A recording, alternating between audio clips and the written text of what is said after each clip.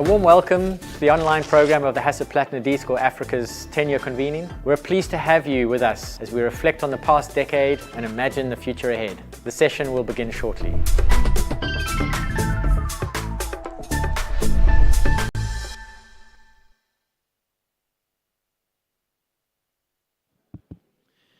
Hello, hello. Morning, morning, everybody. Please come and find a seat. Hello.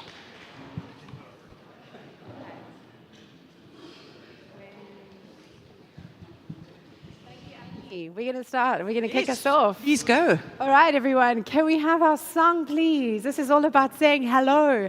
In what languages do you say hello? Let's hear some. Hi. Right. If you like, don't sit. Let's just get moving a little. Just shake out yesterday's confusion.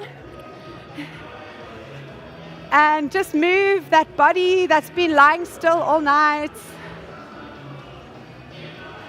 Stretch a little if you like. Hello, hello, hello. Say hello. Hello, hello, hello. Hello, hello, hello.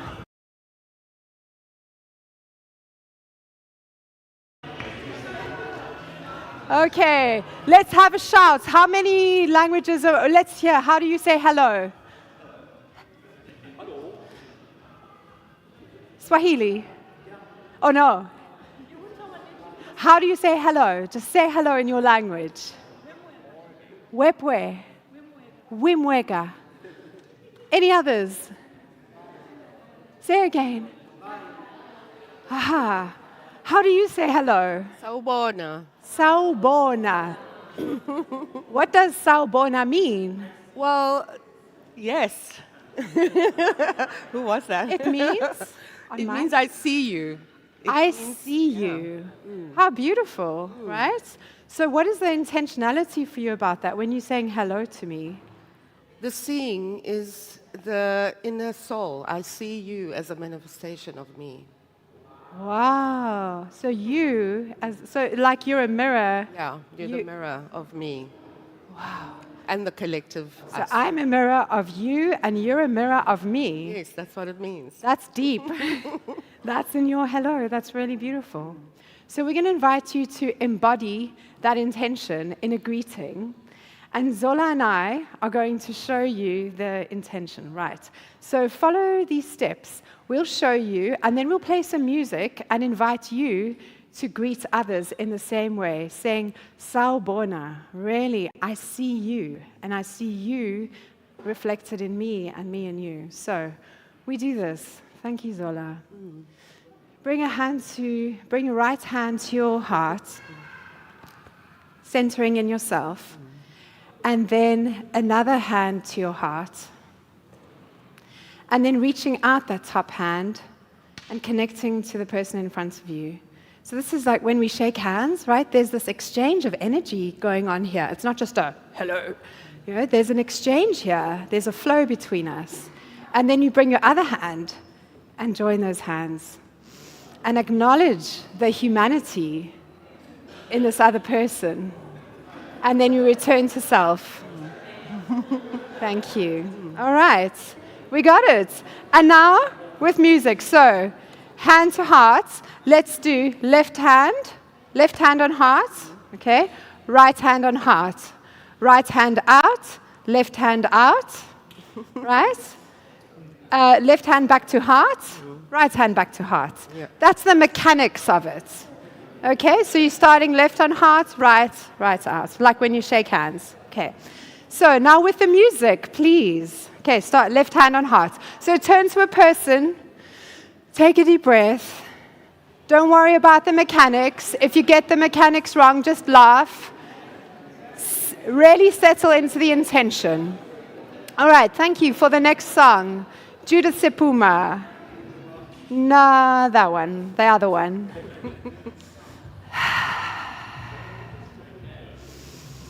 Right. No words, no words.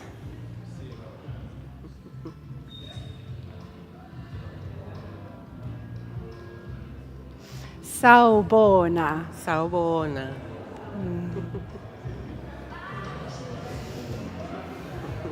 Thank you. And you can turn to another person. Turn to another.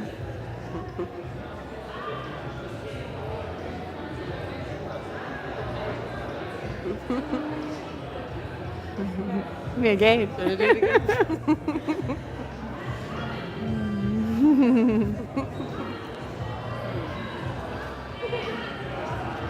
Sawubona.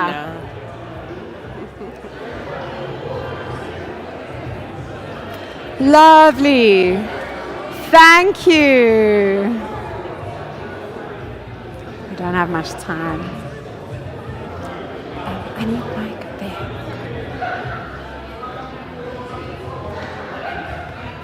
Just go right into it, right there. Go for it.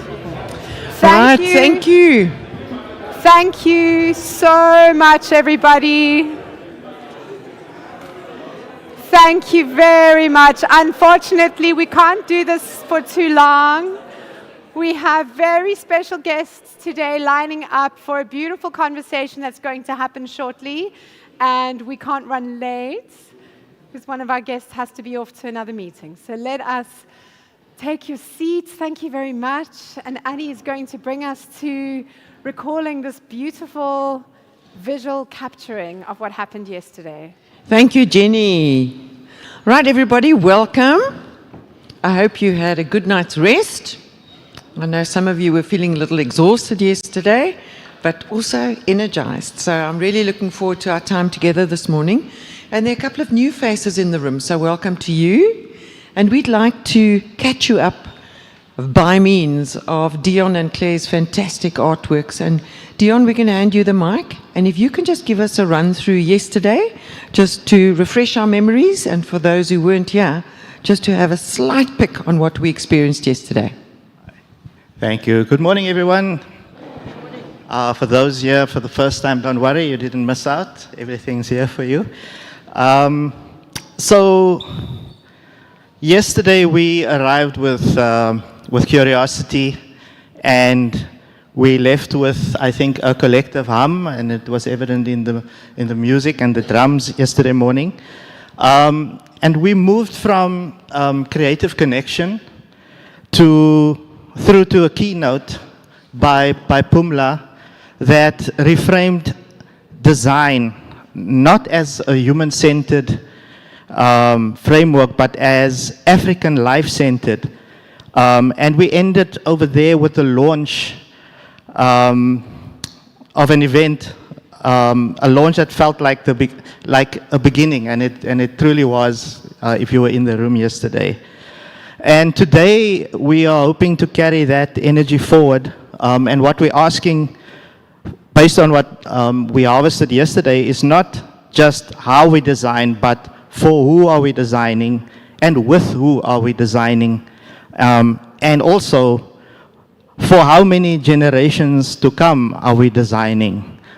So there's just 3 headline moments that I'd like to take from the harvest.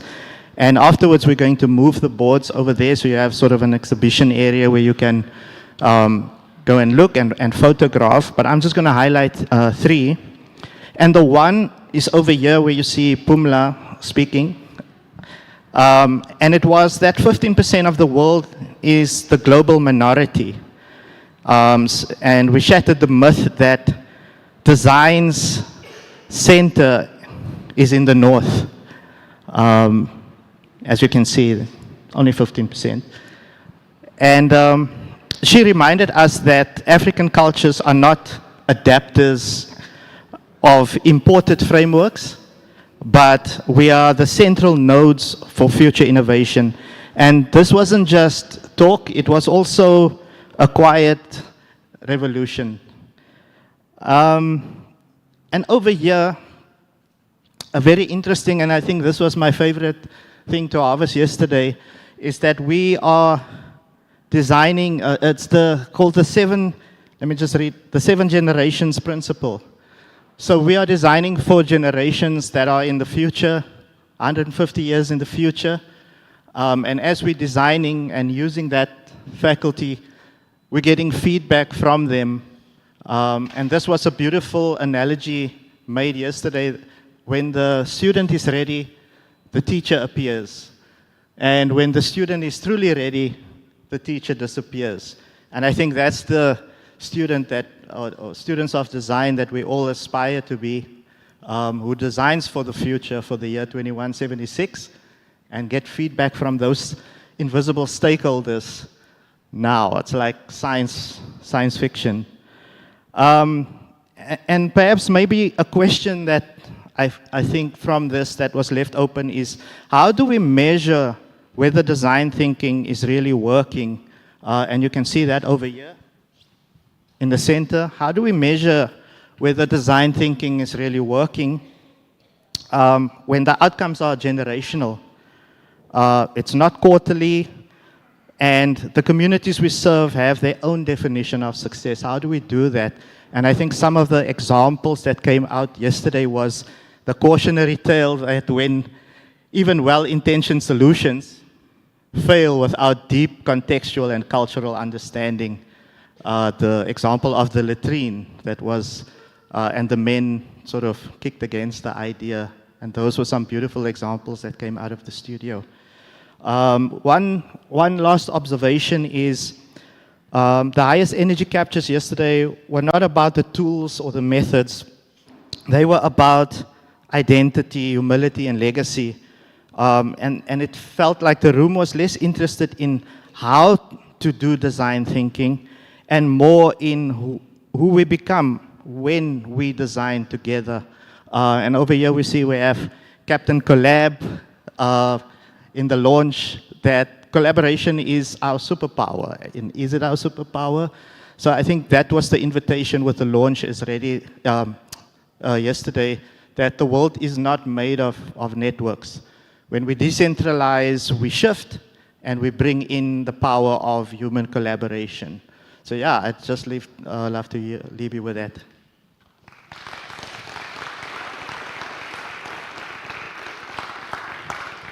Wow, Dion and Claire, thank you so much. What an incredible skill to receive insights from all different sources across all these rooms and to distill it into something as amazing as that. So thank you for that. We look forward to day two's works of art as well. All right, I know we are under the pump with time. So this morning is about design thinking as pedagogy. And I'm really excited. We've got two very distinguished speakers with us. We're going to have a dialogue with them soon. But what I want just maybe to remind us that we fall under the umbrella of the University of Cape Town. And even though we might be 10 years old, how does design thinking stand its ground next to such established disciplines such as the sciences and the humanities, etc.? And then I think even more importantly, what are those graduate attributes that we want to instill in our students as they go out into the big, wild, complex world? And we're looking forward to hearing the inputs of the dialogue partners of Tiego this morning. So I'm going to hand over to Tiego.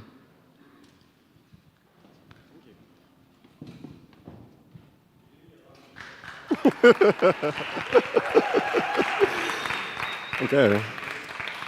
So good morning, everyone. And this dialogue isn't something that I can do on my own. So I'd like to welcome to the stage Kasturi, Janice, and also Joseph Kemble. And we're going to just welcome and introduce them from here, comfortably on the stage. But we're quite excited to get into the conversation about the role of design thinking, education, as a transformative pedagogy in higher education and society. Can we please give them a very big round of applause?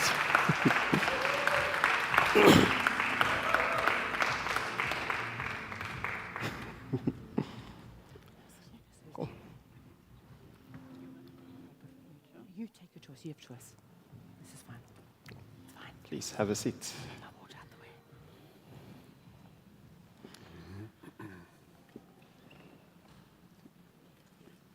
Good.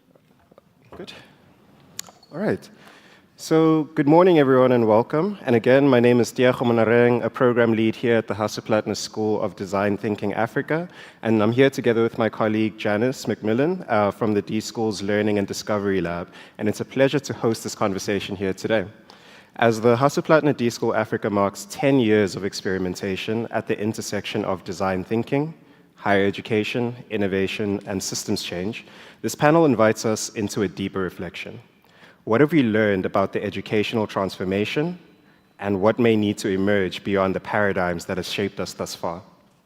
Over the past decade, D-School Africa explored alternative ways of teaching and learning, engaging with complex societal challenges. Through programs, partnerships, and learning experiments, we have sought to cultivate creative agency, participation, collaboration, and systems awareness across disciplines and contexts. Yet, many of the challenges facing higher education today remain unresolved. Across the world, and particularly within African contexts, institutions are being asked to respond to accelerating complexity, deepening inequality. What might these approaches still leave out? How do biographies, histories, and identities and geographies shape learning? What happens when learning moves beyond the classroom and into living systems? What forms of agency are required in a world characterized by uncertainty and interdependence?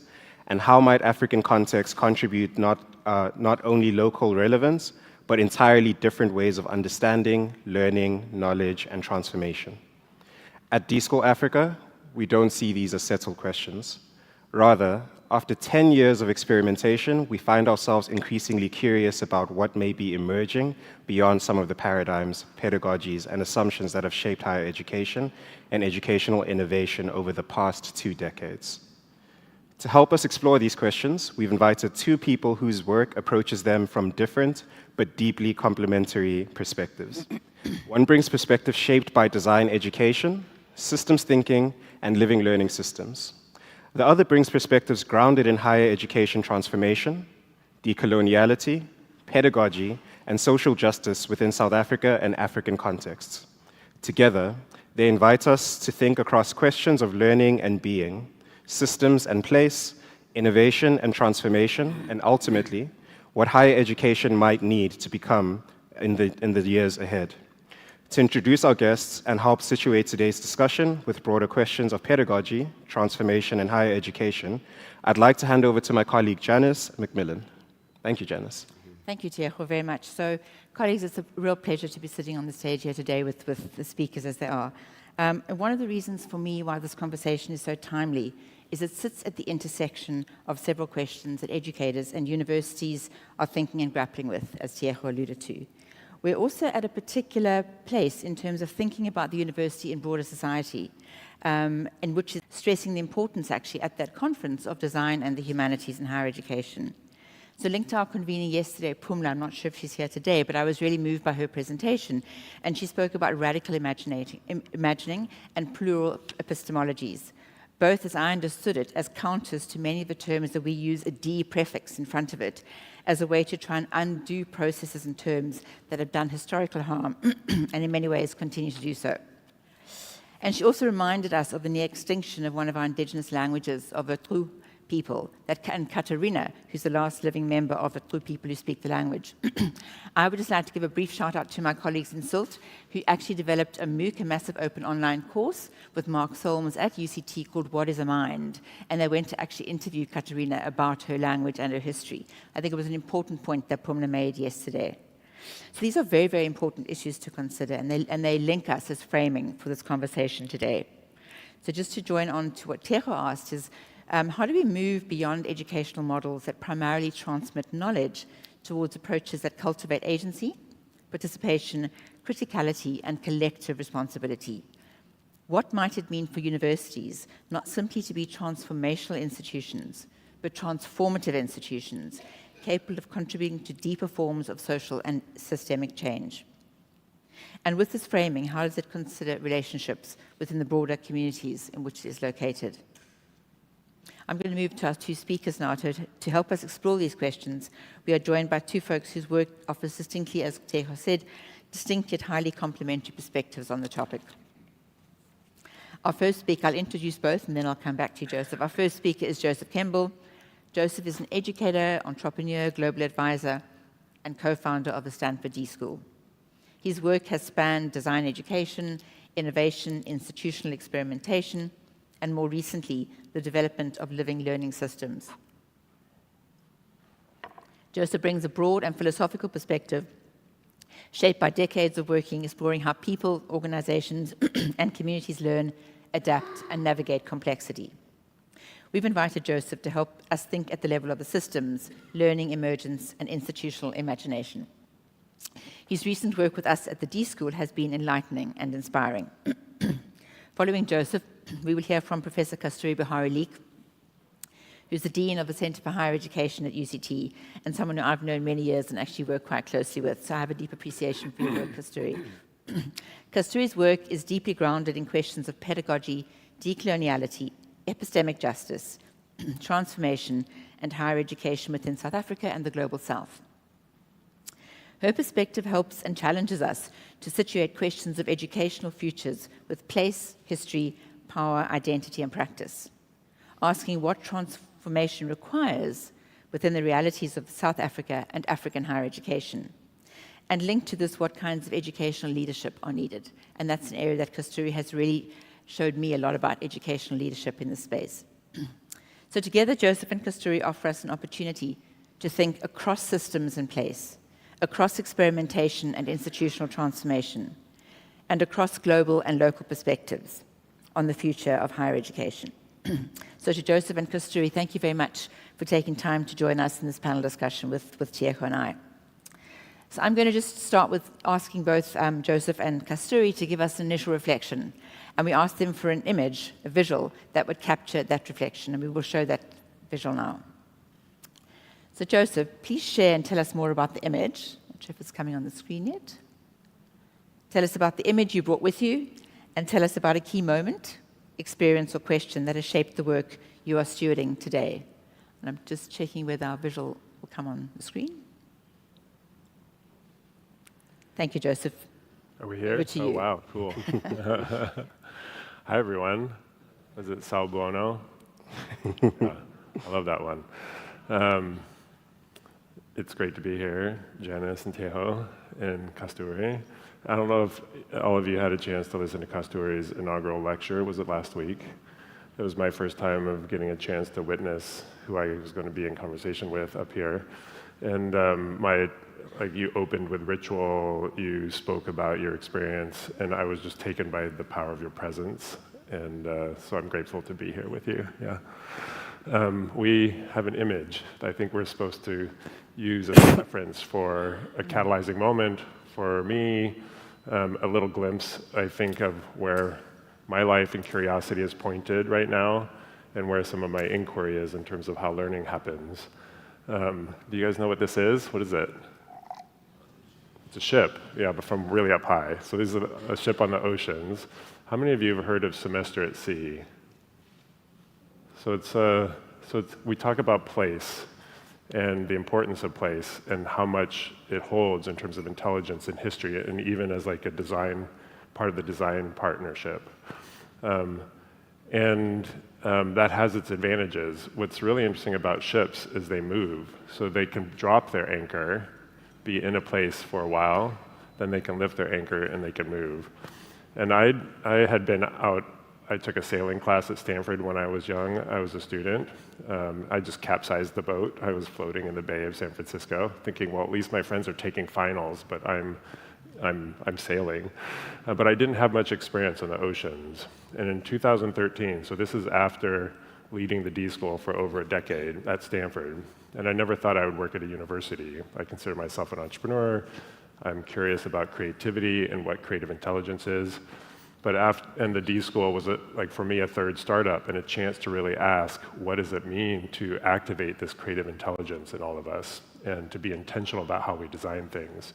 And it is such a gift for me to be sitting in a place that has a similar spirit but a unique expression here in Africa. And we know this, but the world needs what's coming from here. And so in 2013, I took a leave. After being a part of something that was quite beautiful at Stanford, my heart was starting to shift towards, what about activating creativity all over the world? Is it an innate human thing, or is it just about innovation? How broad is the creative spirit? So I took a leave from Stanford for 6 months. And I took my boys out of school. They were 8 years old, 6 years old, and 4 years old, and went on as a faculty with semester at sea. So think floating university, 500 students, 50 faculty, 75 classes, 4 months voyage. I stayed on for 6 months, went to 30 countries, and you're taking classes when you're at sea, and then you learn about marketing or business or art or creativity, and then you drop into Hong Kong, and then you leave and you learn about like innovation or social impact, and then you drop into Vietnam or in Cape Town. This is my first time I experienced Cape Town, was 2013. It changed my life. And I think I'll just highlight 2 things now because I think we'll get into a bigger conversation. And that is, after 9 days at sea, crossing the Pacific in some of the biggest storms that the captain had seen, and you haven't seen land for 9 days, I realized that my whole human experience, all that I understood about learning and companies and culture and business and spirituality was based on what I experienced on land, which is only about, 20-30% of the whole Earth's surface. And I realized I was sitting in the majority of the Earth is water. And I knew almost nothing about it. And so it's a very powerful setting on which to be in deep inquiry. You're stuck on a ship, you're in living community, you're not separate from community, you're in it. It has an energy and power system, it has a medical system, it has a food system, it has an educational system, it has a governance system, all intact. And so I think what I'll say is it opened my eyes to a different kind of learning, a learning that is not separated from the world in a classroom, but a learning that is in the world and moving in the world. And then it invites a different kind of participation and a different kind of inquiry and a different kind of awakening of something deep within us, which I believe is going to be very necessary when we move into the question of what is learning when we move forward. Great. Thank you, Joseph. Yeah. Very powerful words there. Thank you. Kasturi, if you could also share for us an image or a metaphor that you brought with you and tell us about a moment or a key experience that has shaped the work you're stewarding today. Great, thank you. Thank you, Janice, and good morning, everybody. Before I go to the image, just to say, Joseph, it was wonderful meeting you online. Mm-hmm. I think your generosity of spirit, your openness, and I think it was quite a hard question to ask you. Can I push back and can I disrupt, and are you going to deal with it? That's how we started the conversation. She's like, do you trust me? I'm like, sure. And I love that. We were trying to negotiate the online space with you. I'm like, yes. And really thank you for that. Because these things can often become stayed and rehearsed and scripted. And I'm bored with that. Yeah. I'm also bored with a lot of the things I say. Want to be challenged, you know. It feels like a new, an opening. And you have just the right kind of mind, and I don't know you that well, right kind of mind and heart for that. So thank you. Thank you.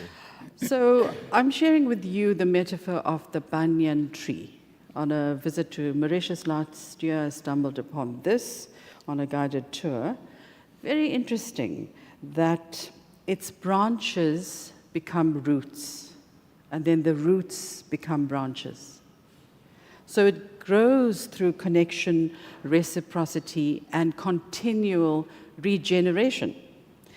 So in much the same way, if I have to think about the metaphor of the tree synonymously with the university, I would say that this completely disrupts the conventional hierarchies as we know it.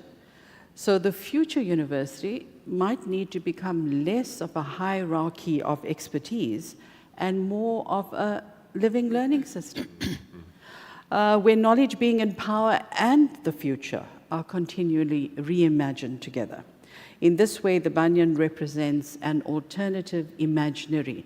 And I think imagination is really important in our world, especially in the design world, if we're connecting to creativity.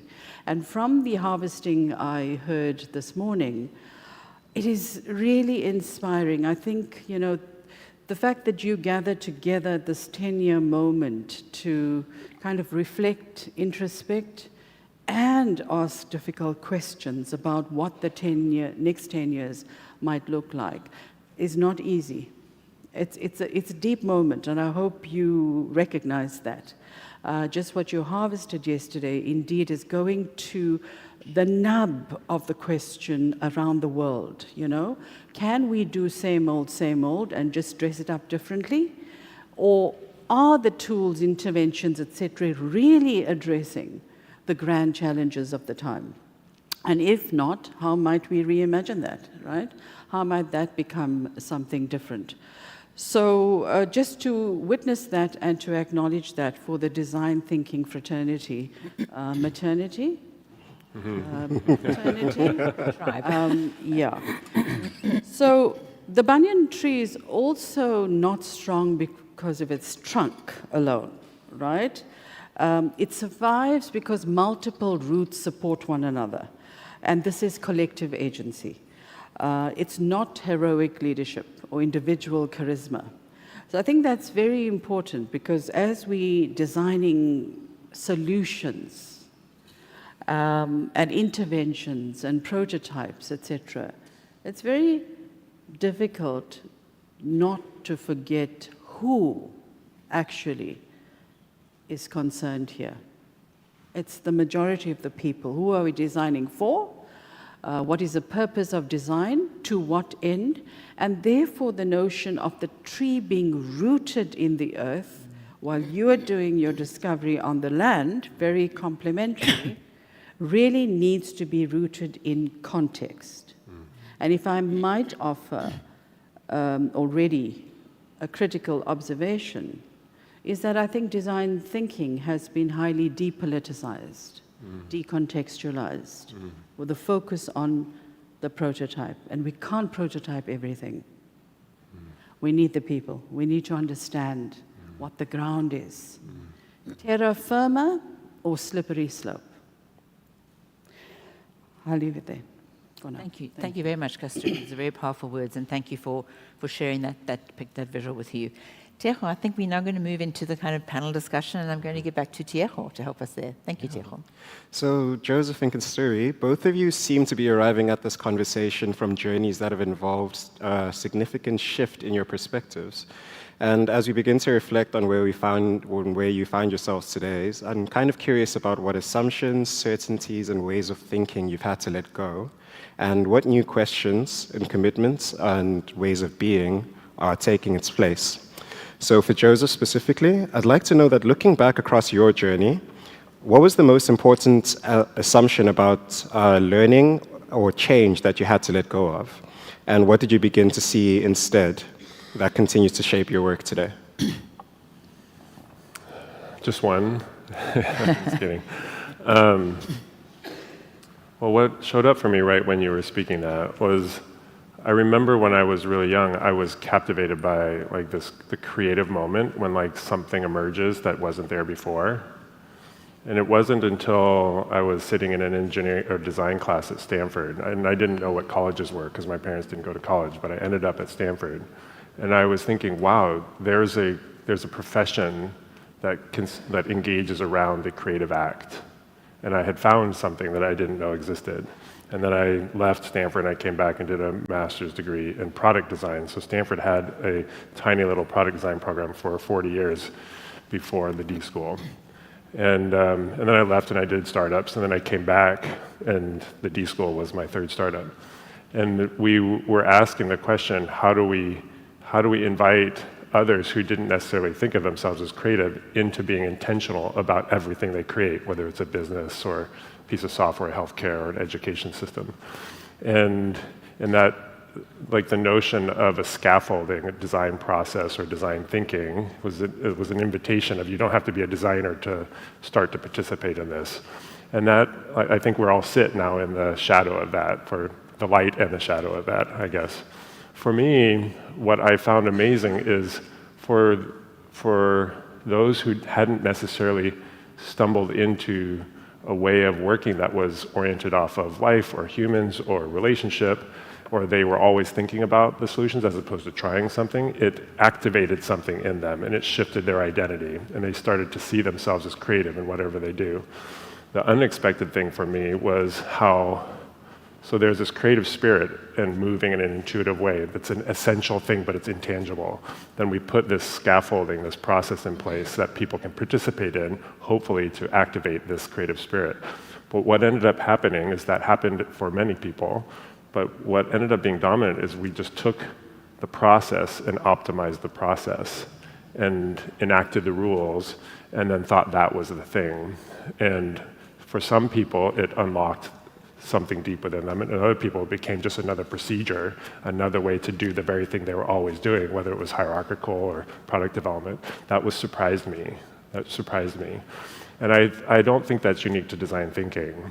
I think that's what we as humans, at least in this era of human history, do. Whether it's religion has a spiritual truth, but we institutionalize it, and we make rules about it, and then we enact it, and then we wonder, we confuse the enactment with the essential truth. And so I think for whatever reason, we've moved to our minds and are trapped there. And then we hold on to the tangible thing and we miss that which is hard to see. Our sciences say the same thing. We measure what we can perceive as opposed to that which we can't. And if I had to say one thing that we're shifting into is to recognize that all things emerge from the place of stillness and void and that which we can't see. In fact, some of the most powerful things of value are that which exists between things, relationships between people, between me and my interior nature, between me and the living systems, between me and the oceans, between me and my ideas, between me and the universities.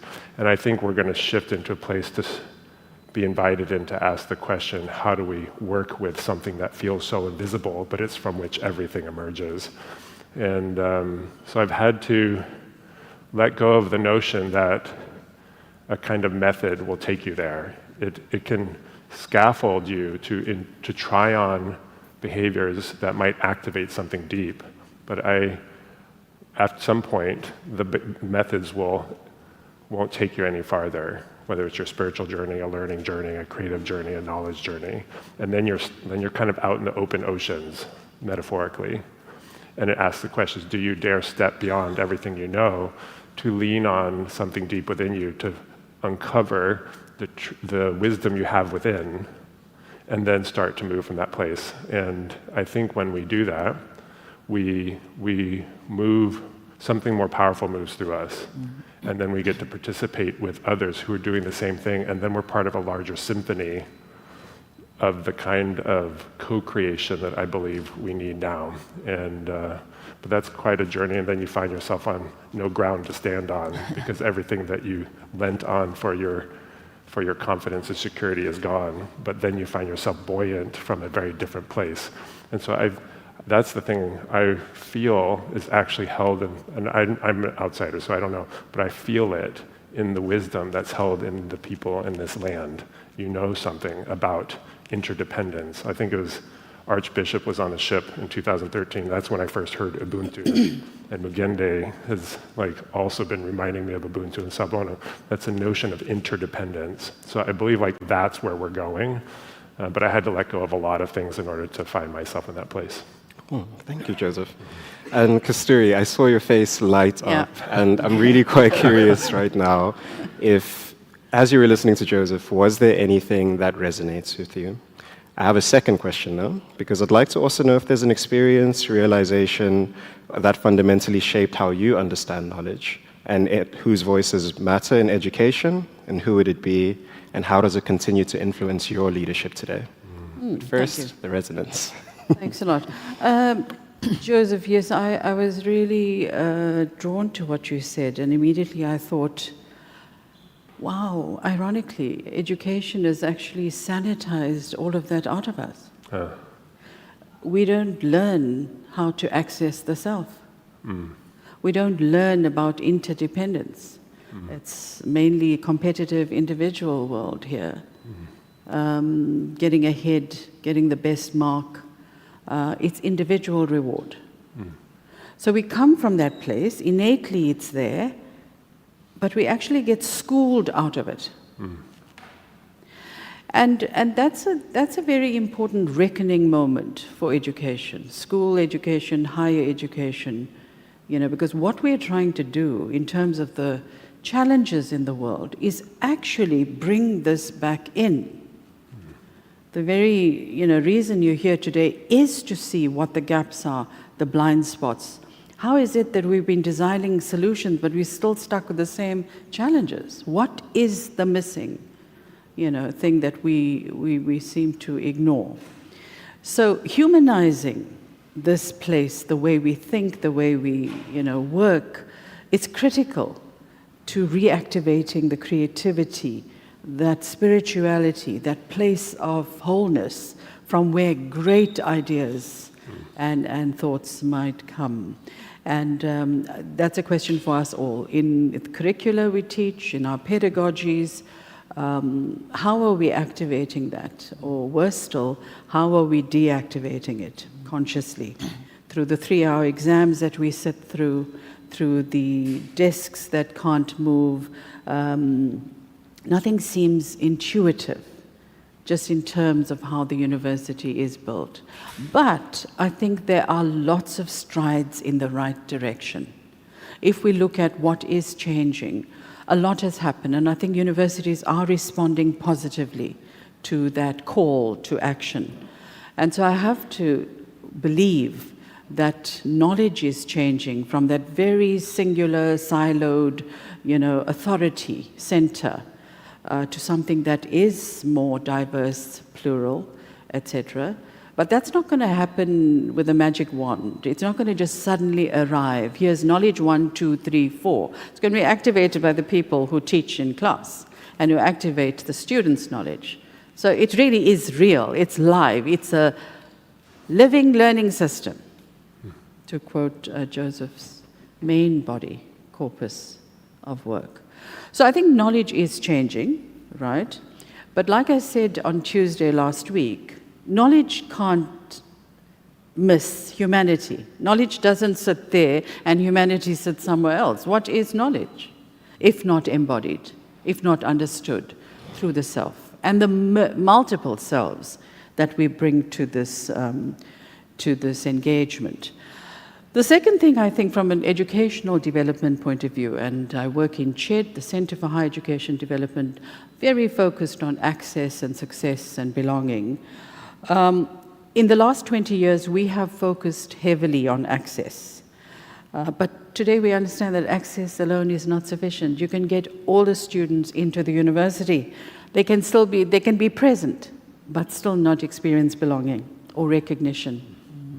They can be included, but we are not asking the question, yes, they are in, but who gets to flourish, to thrive, to succeed, to move on, not just to other jobs, to benefit their families and their economic situations, but to be fuller human beings. So it goes back to the initial question you asked of us a long time ago and through this.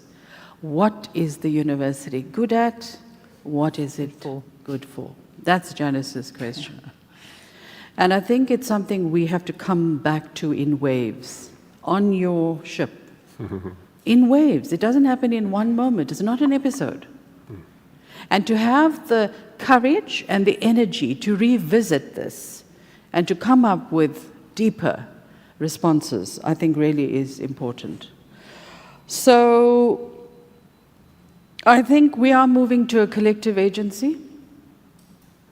And I'm also, as much as I'm tired of my own thoughts and ideas, I also am resistant to just trendy phrases, empty phrases.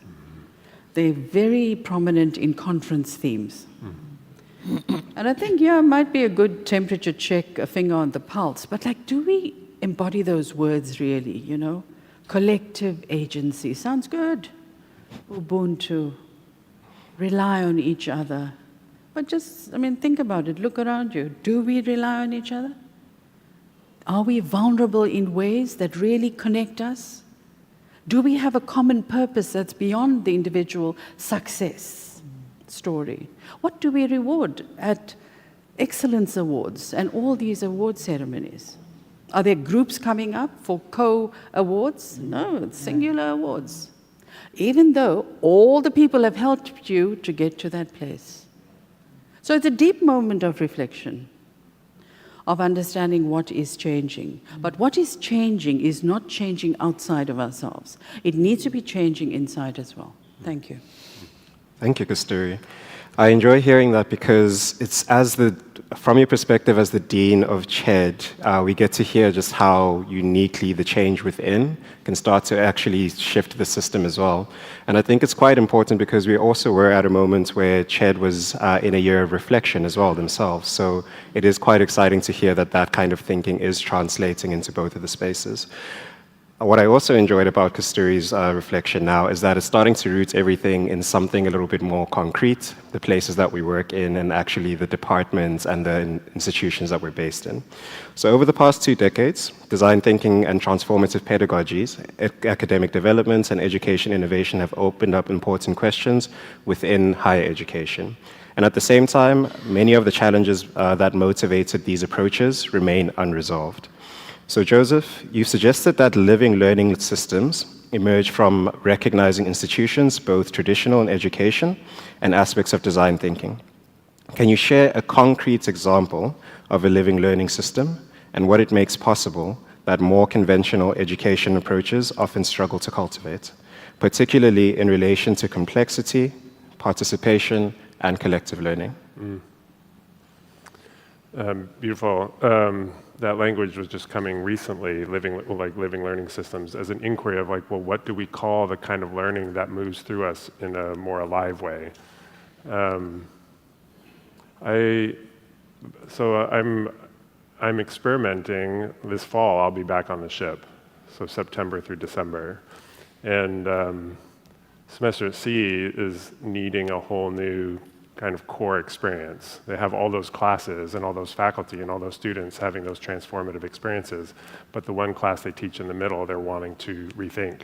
And it just lines up with this deep question within me about, like, how do we actually not learn about complex systems, learn about things, but learn within systems and participate and learn through participation in kind of creative solidarity to things that are actually happening right now, not simulated, not project-based, but actually happening right now that don't have a known outcome, that hold the complexity and the tensions that we have that are unresolved. And so we learn through active participation by being in the world versus out. And I think that would require a whole different kind of learning system, where learning emerges in context, like as opposed to something being true everywhere. It's like it depends on the circumstances what actually is most valuable. And that's also related to a time where we wonder, how does learning change when AI is here? Everyone uses that word. I don't think we know what AI is yet. I think we'll find that that's not the highest tech. The highest tech is in here. We can use it as a reflective technology to unlock our own inner discernment. But if content is changing so fast and you've built a curriculum on content, and like biology changes in 2 weeks, how do you then change the curriculum so fast? And to me, that means learning isn't just about content transfer anymore, or what we know. So we're going to see what living learning systems are.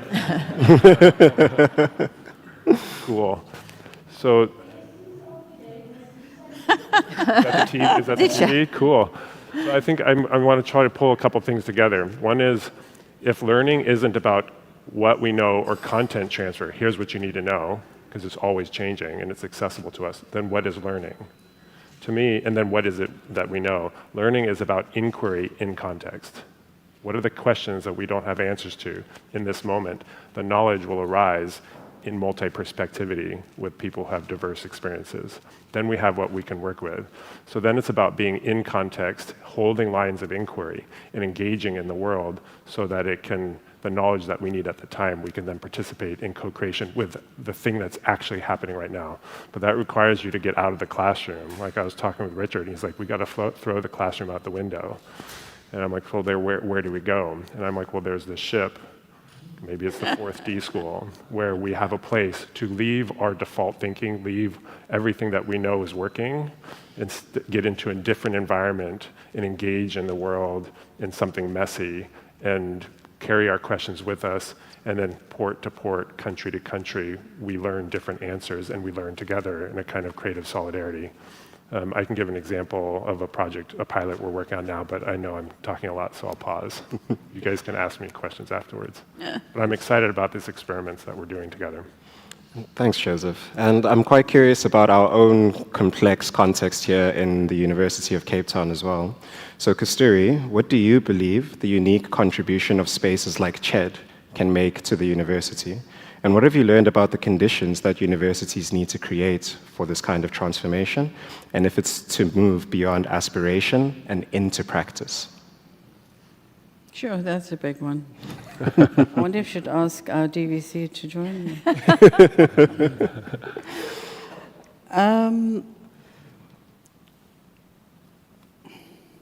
So I think that CHED is a really interesting place and space. Its work in its diverse forms, well, its mission is focused on transformation. How we understand transformation might be slightly different today compared to the 1994 moment, and maybe more easily understood as change. But again, change needs to be contextualized. I think CHED, the heart, the head, the hand of CHED are all there to support the academic project. I think it also is there to support the social project, because the academic and social don't live apart. In supporting through pedagogies that are not focused on time management, lesson planning, content, and sequencing, we have a chance to really engage with the learners and their contexts and what they bring in. I don't think that's unique to CHED. I think most teachers, university teachers, are aware of the need to do that specifically. How to engage learners in ways that are not clinical, for want of a better word, so that you can bring more heart in through your examples, etc., etc. But transformation is sometimes confused with innovation.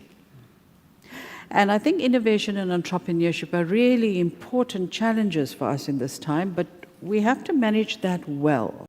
And I wonder if CHED, is the place where we can offer that kind of thought leadership. We're kind of inside and outside at the same time, right? We're supporting the academic project. We're very much involved in teaching, learning, etc. But it can't be to the extent that we can't stand back and say, whoa, let's just, think about this again.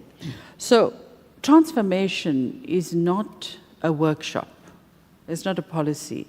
It's not an event, right? It's a long-term cultural project. And we can transform in the universities on so many different levels. Just in how we greet, what we eat at university, how we engage, and how we teach, etc. So it's really multifaceted. Now, over the past 20 years, we've been very good at transforming things in the university. Programs, curricula, leadership, student success. We have innovation hubs, every hub that we can think of. But really the question is, what are we hubbing for? What is the purpose of that? Where's it getting us? We're into impact and immeasurables, but to what end? Is the world becoming a better place? Are we having better conversations at home?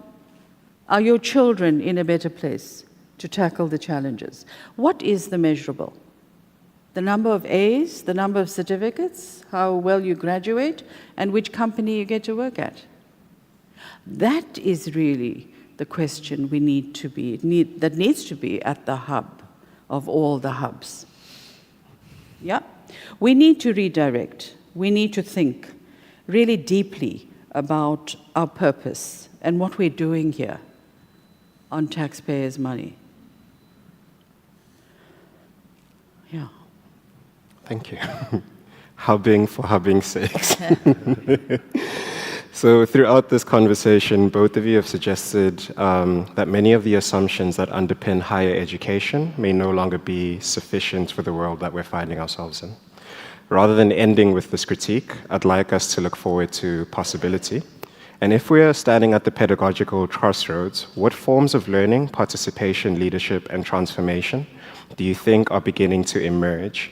And what gives you hope that different educational future is possible? I'd like to hear just one aspirational thought from the two of you, actually.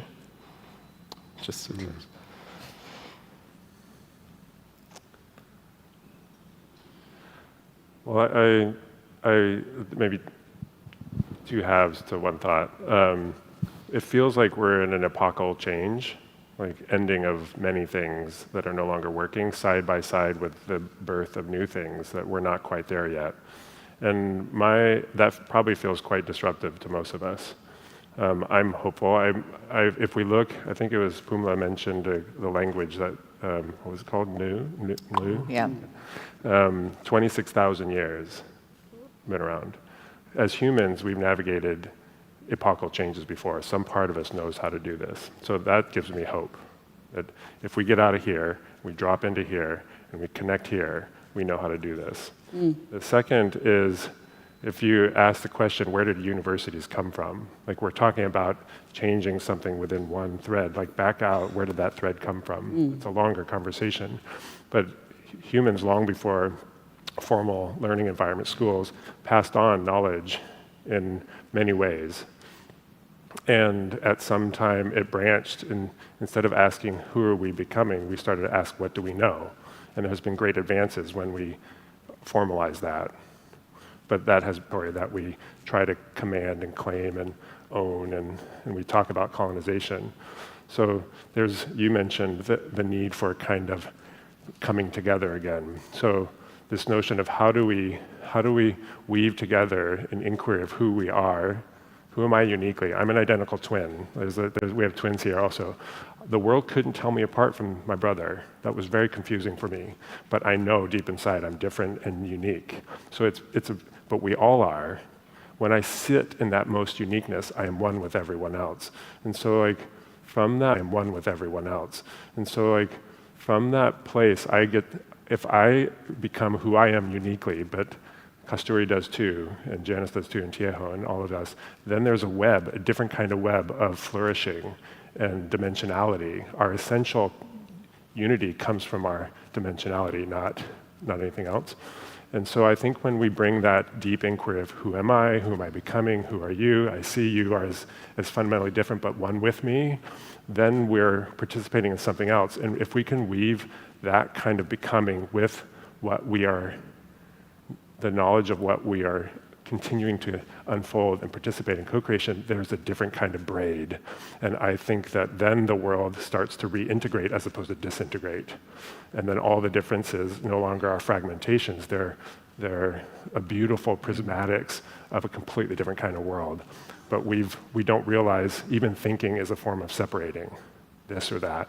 So I think we're going to be asked to drop into deeper ways of knowing so that we can hold this essential unity and also have diverse flourishing as not as something threatening. So it gives me great hope we know how to do this. And if there's any place that knows how to do this, it's here. I think there was a word you used as similar to my thoughts on this, that we're on the cusp of something enormous, great. How might we enter that moment in the full knowing, thinking, being selves? I also have to force myself to de-romanticize it, though. For many of us, it's a luxury, privilege, to have time to think. Being means something very different when there's no food, when living conditions are not optimal. So our position, D-school, cycle is also continuous. How do we bring the new forms in? And they're not always going to come through the Gen Zs or the Gen Alphas, and I don't know what other Gen. Where are we now? I have no idea. Alpha was the last that I counted. We have got to make the changes right now, right here. Not waiting for the next generation. We are part of that evolution. And that is hopeful. That is an opportunity. Thank you. Thank you. So I've chatted about, so the key word that also emerged was precipice. We're on the precipice of something new. And I'd spoken about this idea with Janice a few times, where it feels like we're in an ongoing rehearsal, where we're kind of practicing for the future today. This convening is also that practicing for the future today. We're going to introduce all of these new ideas and all of these new propositions of how the future should be, but we will get a chance to practice this through conversation and through further dialogue. I'd like to welcome Janice just to close us off with a few questions for the audience. You guys can continue to engage each other and all of us with these questions as well. But Janice, over to you. Thank you, Tiecho. Thanks very much. And thank you to Kasturi and Joseph for those amazing kind of thoughts and reflections. I mean, I pick up a few things. Kasturi, a notion of presence versus belonging, to me was such a powerful kind of differentiation, which speaks so much to our context. And Joseph, your notion of kind of intentionality and scaffolding in our learning experience is really important. So we don't have a lot of time for a lot of questions from the audience, but just to sort of end off with maybe some reflections and a couple of questions that you can sit with maybe, is we spent the conversation exploring what might be ending and what might be emerging. We've considered questions about whose voice, whose knowledge matters. We've reflected back and looked forward simultaneously. And we've created a space for dialogue and critical engagement. So we'd like to now offer an opportunity for you as the audience. I was going to say into the conversation, but I think we're out of time. I need to get some indication from others. I think we're out of time. But perhaps rather than questions alone, we'd like you to just sit for a moment and we invite you to think about a resonance. What resonated with you? What was the tension for you in the conversation that you heard? And tensions aren't necessarily bad. What was the challenge that came up? And again, it's not necessarily bad. What challenged you? What was a possibility that you heard in the conversation, and what might we do with that? And a question that is now alive for you. So what are you noticing? What are you feeling? Not just noticing in your head, what are you feeling in your heart? What are you sensing is possible? Perhaps something has moved you, called you on to offer into the dialogue. So I think if you can just sit for a minute and kind of think about those resonances, and I think there'll be opportunity after the session to kind of pick up the conversation. Tiecho, am I right with that? But I don't know if we've got a minute for Kasturi and Joseph just to have one little last statement. Are you okay with that? Mm-hmm. Yeah. What do you ask me? Just one last reflection as we end off. That I share and yeah. that Kasturi shares? Kasturi. It's a short one.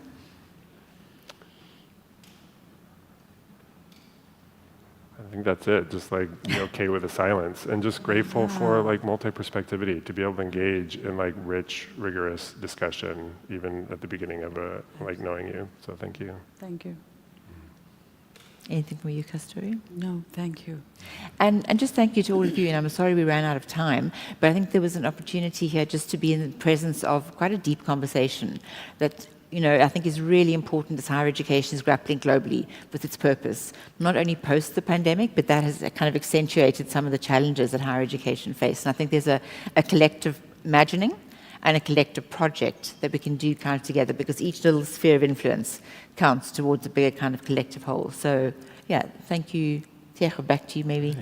So to Janice, Kasturi, and Joseph, thank you very much for your time, and we really appreciated hearing all of your thoughts. Could we please give them a very big round of applause?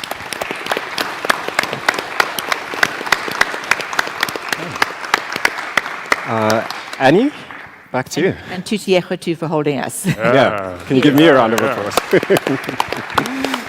Thank you very much, guys.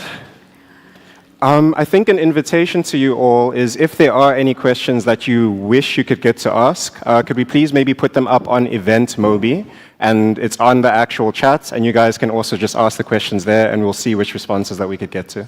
But thank you very much for your time, everyone.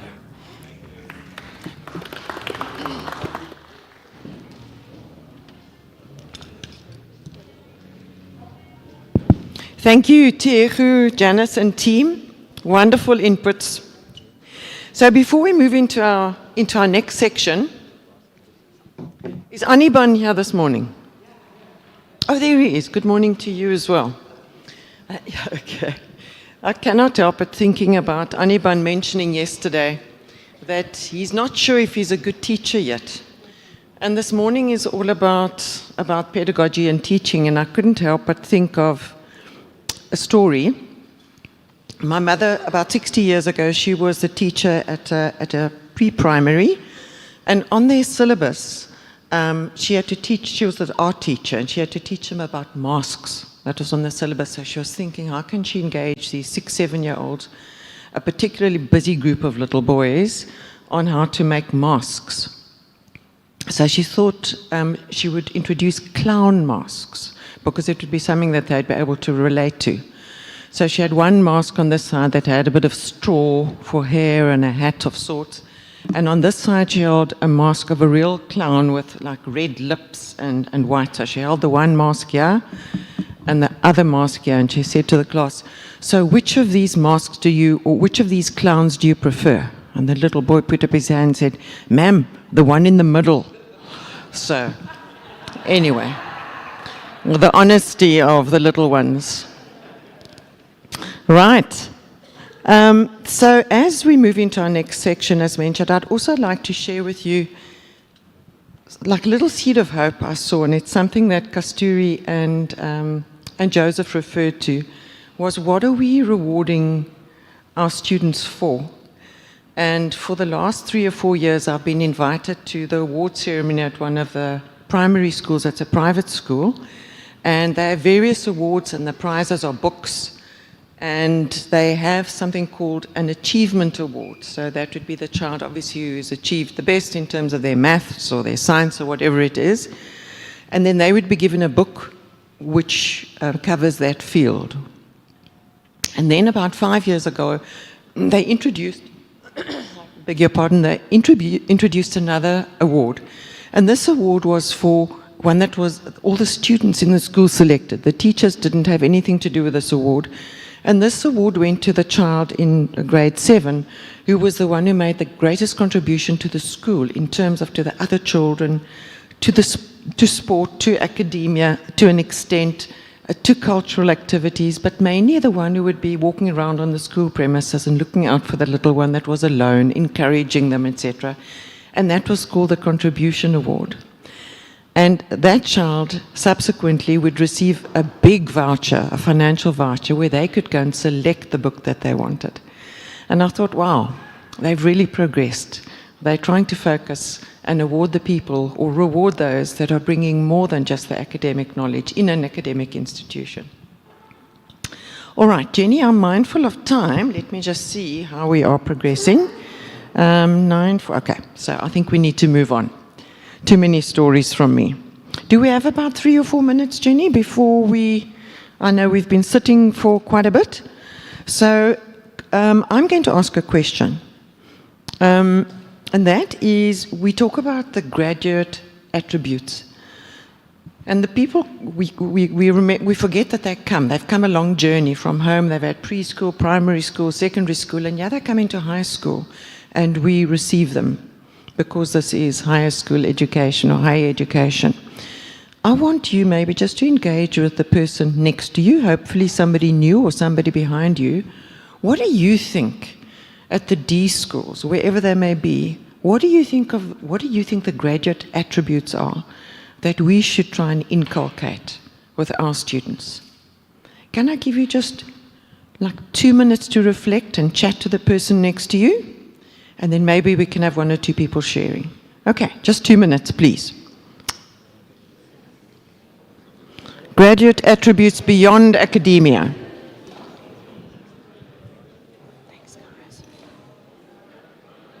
These two are still.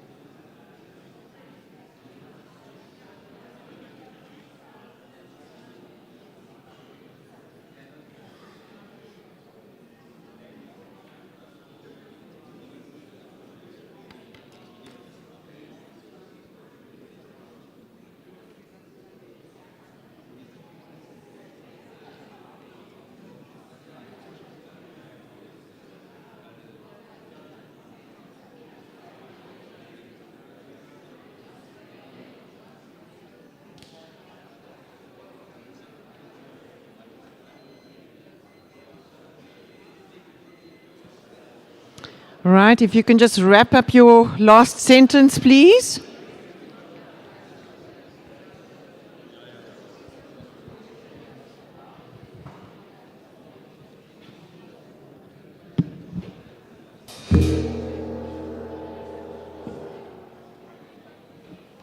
Okay, thank you so much. Please, can I ask you to continue these conversations at tea time? All right, everybody, eyes this way. Okay. We'd like to hear one or two contributions. You with me? All right. Any of the graduate attributes that we would like to see our students when they leave the D school? Which are those? The roving mic, where are you? Right, any contributions? What do you think are some of those graduate attributes? As always, your name and where you're from, okay? Good morning, everyone. So I'm Tayo from Cavendish University in Uganda. And our discussion, we had several. One of them is curiosity, open-mindedness, creativity, and empathy. Yeah, thank you. Thank you so much. Right. Somebody else. Great. Dylan, some online, I beg your pardon. Good morning to our online people in our virtual space. Welcome, welcome. Just wait. Oh, there we go. So I got Dr. Bruce Snadden here. He says, humility, curiosity, to embrace uncertainty, to step away from yourself and welcome in others. Awesome. Thank you so much. Let's have about 3 more. Claudia. I think a commitment to ethicality or being ethical. Fantastic. Thank you so much. All right. 1 or 2 more before we move on. Here we go. That gentleman has such a powerful voice. I'm not sure if he needs one. I was not in a group. I'm having flu, but from my side, coming from a fragmented system of public administration and from government, I believe networking and collaboration is an attribute that is required because we live in a world of individualism and not communalism, which we are talking about as Ubuntu. Thank you so much. Wonderful. Please continue these conversations when we mosey down for tea a little bit later.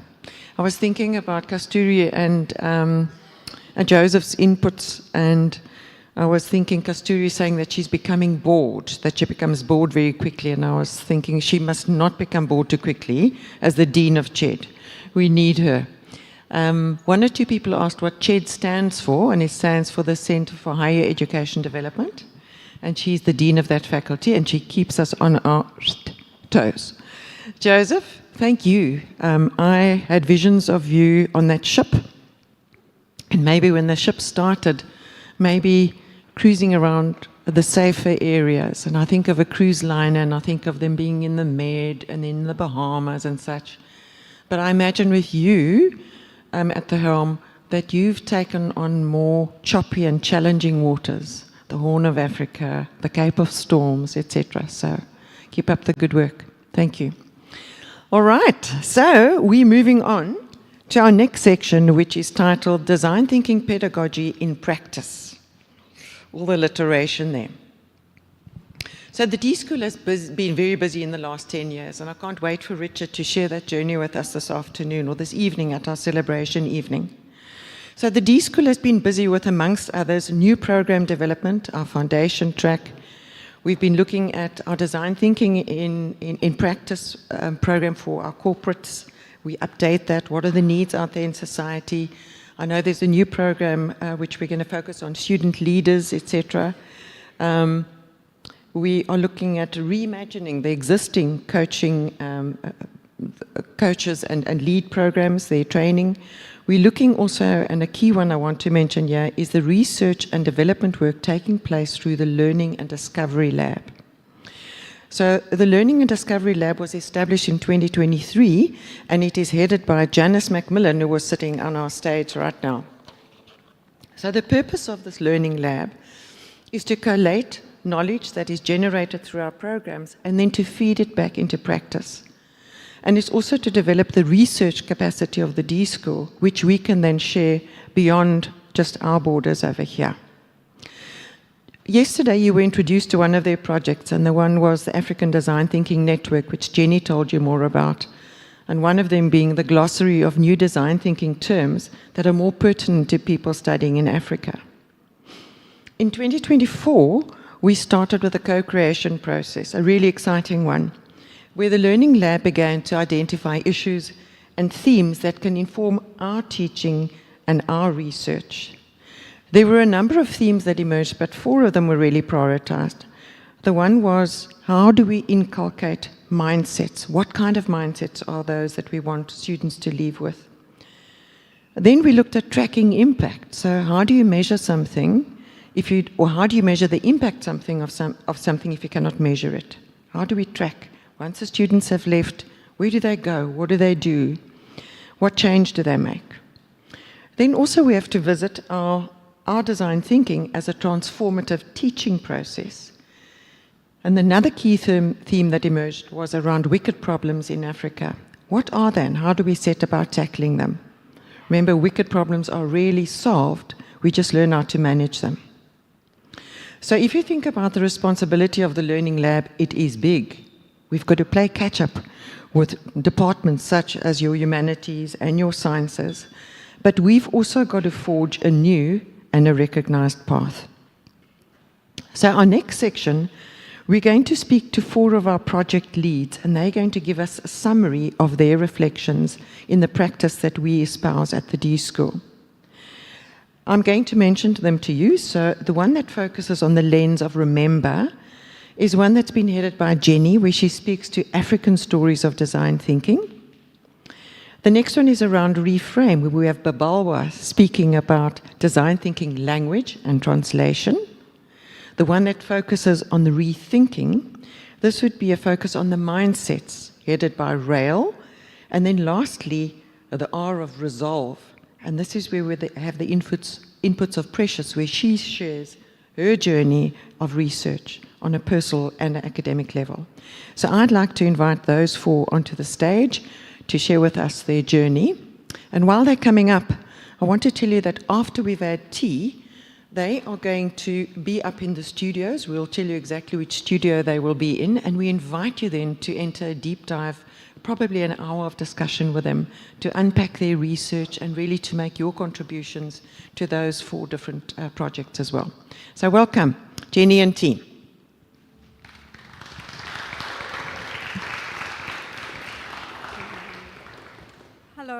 Hello everyone. Thank you, Annie. Thank you for guiding us through this experience so beautifully and so gracefully.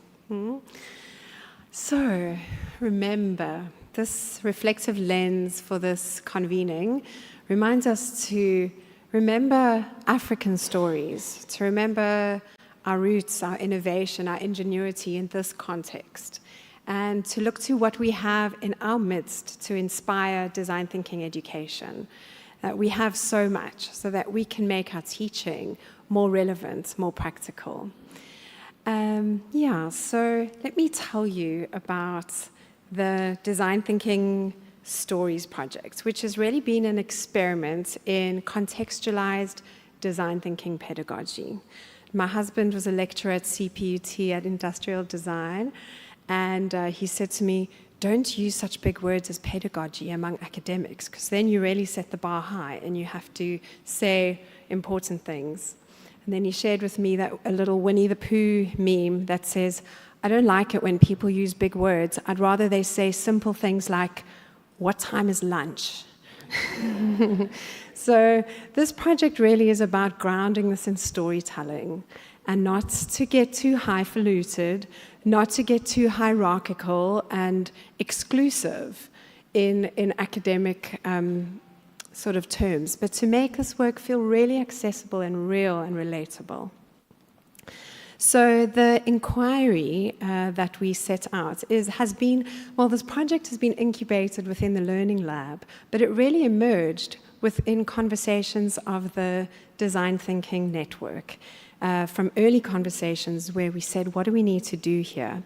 And I want to see if this plays. I hope this works. There we go. When we started meeting as a working group very early on, we started discussing, what's the best way to expose people to design thinking as a mindset, as a process, as a way to solve problems, as a way to approach complex challenges in the world around us. And we realized from our experience as a teaching design thinking or coaching design thinking that oftentimes the best way to do it is through, of course, storytelling. We're looking for stories that will offer real-world examples of design thinking for teaching and learning purposes so that we can make that teaching practical and relatable, and to help illustrate the various teaching points related to design thinking. We want our students to be exposed to the types of challenges in our own contexts, in our own cultures, but we don't want to import these stories and then ask them to kind of abstract or translate that learning to another context. Why don't we tell the story within our own context,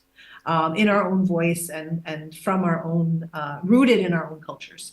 There are so many examples, there's so many stories, but they're just not African. And so this is a real opportunity to, I think of it as how we replace some of the great examples that we get, I hate to say Western, but, other sources, examples from our backyard, because we encounter them all the time. I have so many examples of big surprises that came out of testing products in the work I've done, but are they written up? No. Design thinking right back to what the intention was, to find stories from our context. So the experiment we undertook was, instead of creating traditional case studies or teaching cases, which certainly gave us inspiration, we chose to build African design thinking stories. This gives us a more flexible and participatory approach, which honors African storytelling narratives and supports co-created learning in a range of formats. So they're intended to open up discussion, to ground that discussion in our context, and to be open to, the collection can include teaching cases, it can include case study methodology and research, but we want it to be inclusive of various formats in multimedia and not just textual sort of hierarchy as well. And the experiment was that these stories are not just simply about documenting cases of design thinking. You can Google, you can search for African examples of design thinking. What this is really about is about designing learning experiences and providing teaching tools to higher education institutions, which is where our project got really exciting, certainly more complex, more comprehensive, more rigorous, but we've created now a really strong foundation for building upon. So, and the other part of the experiment was to do this collaboratively. And we have, within D-School, put our resources into writing and crafting, bringing on learning designers. But we, within this first stage, have already explored how can we do this collaboratively. So one of our stories was produced by AUC. There's another story in the making that comes from a human-centered design consultancy that's worked in Tanzania. So that's part of the project here, is that we do it together, as is the spirit of the African Design Thinking Network. So the process we've gone about is to, we started having this emerged from network conversations and scoping, and with our advisory board guiding, and we have members of that advisory board here with us today. We then did a call for stories and welcomed input from others. And we went through a process of selecting which stories those are. Some came from the call, some came from our conversations and from the advisory. We then went about doing story development, and we've experimented with ways of doing that. We started off with one of our D-School coaches joining me in actually crafting a story and writing it, and then we tested it here within the foundation program in design thinking at the D-School. We went back to the drawing board. And then we also, that's when AUC stepped in and Hoda produced a story that's in the format of a podcast.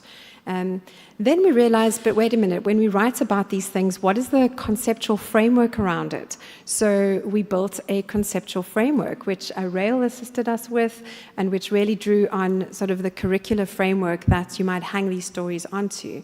Well, at the same time, we're not writing curricula here, and we're not dictating what the framework is for teaching design thinking. So that conceptual framework in itself is open to conversation and deliberation. And then, so with the learning design process, there's so much that got fleshed out. There's academic rigor in it. We're ensuring there's intellectual property respect. And there's a lot of, so much we've learned. And Cheryl Hodgkinson-Williams is with us here in the room today, who's one of the learning designers that has worked with us. And we've learned so much, also finding each other, how design thinking and learning design and what we all brought came together. And there was a real sort of, trying to dance together and stepping on each other's feet for a while until we found our rhythm. And now we're really cruising and like waltzing around the ballroom. So, more African metaphor. So, then we added teaching resources. So with the stories, there are slide decks. I'll show you that in a moment. And studio activities. And, all these extras are what others can still contribute. Here we have the core of a story about something, but then we can go, oh, you could do this in your class. Oh, in my curriculum, we would rather teach it in this way. Add that resource, And then it's the testing and feedback process is where we're going into now. We've done testing already, but now we're really publishing these. They're out on a website. We're going to be showing them to you today if you come into the Deep Dive studio, and you can go and have a look at them through the network's website. And it's in testing phase. So now we really want to see, how does this land? We still have questions. And then the faces on that slide are just some of the people. On our website, you can see who was on the advisory board, who's the writers, the editors, the advisory, etc., subject matter experts. Some choices we made, as I've mentioned, working with learning designers became really important, developing activities and studio teaching activities and not just stories. An important direction was to build this as open educational resources. Some of you who write teaching cases know that often these are to be purchased. You need to buy them. These are free, and we've gone for Creative Commons licensing, CC BY. So they're open to adapting and using in your context. So as long as you attribute the authors. So we're very excited about this. I'm really emotional actually to be sharing it with you today. Those of you who have been on the journey, it's been long. We've gone through so many beautiful paths of discovery. It's been complex and messy at times, and it's really exciting to share them. Another thing is to balance this openness. It's a story, we can all use it, take it into your context, but also have academic rigor. So, and Cheryl and Kath Fortune, the other learning designer, has really made sure that we're not messing around here. This has got the University of Cape Town's name on it, and any other institutions, and it's got to stand up to that, So when we stand up to what? Stand up to rigor, to accountability, to being answerable, to where this comes from, why we chose it, the kind of choices, and yet it's open. It's saying this is not the truth or the knowledge. It's an open conversation they become living stories that invite conversation, and not saying this is the truth, go off and teach it like this. It's not prescriptive. So it's intentionally unfinished. Testing phase now, we've got 3 stories published, 1 in the pipeline, and we are ready for you to come and tell us, does this work? How can it work better? What can we add? What is missing? What are our blind spots that we haven't seen? So we have so far these 3 stories. As I said, the one is this example from Kenya of a young Maasai herd boy who was responsible for looking after his cattle. And he didn't know he was using design thinking and didn't call it that, but he intuitively went through a process of experimentation and prototyping that demonstrates design thinking and how we actually can do this intuitively. So it's a really beautiful story. We draw on video resources that existed. Richard Turere himself knows that we've done this. And How do I make it stop? There we go. How do I make me stop? I've got to hurry up. Hoda's done the podcast, which is about design thinking and human-centered design in change management in organizations. So we're going to a completely different context here. And how can you apply, design thinking as change management and in business. The other story draws on an external resource. So it's a blog. We honor the author of that blog who writes about the groundnut oil extraction process and how even international agencies got it wrong because they didn't understand the gender dynamics, didn't empathize enough with like, how is this actually going to affect women? We think we're going to help them, but actually the way we did this took it away from women and put it in the hands of men. So another attempt, so it's a kind of a cautionary tale. It tells also about how design can go wrong and how we can do it better. And then the final one that's in the mix, that's still in the writing process for now, is this from Matchboxology, who worked with how can we bring down pediatric antiretroviral load. And they come up with a number of prototypes of how we can help children and parents better understand what viral load even means.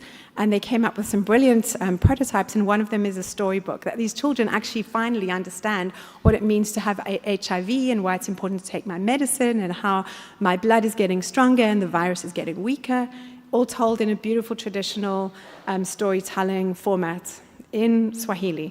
And that was taken up by the Ministry of Health in Tanzania. So it's a beautiful story, and how Matchboxology worked, incredible like co-design process, designing with people, really putting the process in their hands. So incredible story.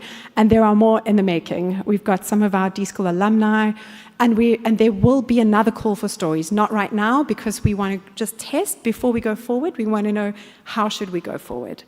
With it, there's facilitator resources. So this is just a small preview. And we invite people to actually request them so that we can enter into conversation. So you provide your name and email address, and then you get to download these extra facilitator resources. And that way we enter into conversation. You join a teaching and learning community. It's not a one-way, off you go and use them. You come back and tell us, how was it? What would you do differently? What would you add? What did you do in your environments with the story? And we're inviting people to test out our website. So the journey is, anyone can read the story on the website. It's available for self-directed learning or anyone. And then you can access the facilitator resource page, complete the form, you get your resources and use them, you can adapt them, you can share them back to the community in your format, in your adapted version, and then share feedback with us and explore the options for contribution. There are, teaching pieces in here, like a conceptual framework, as we imagined. Mugendi, you might recommend the learning ladder. Recognize the learning ladder that has evolved in the D-School. There's this framing. There's learning tools like the D-School's mindset cards that are animated for a digital format. There's our narrator. This narrator takes you through the story. So there's a lot more questions. We're going to be exploring this in the studio in a moment.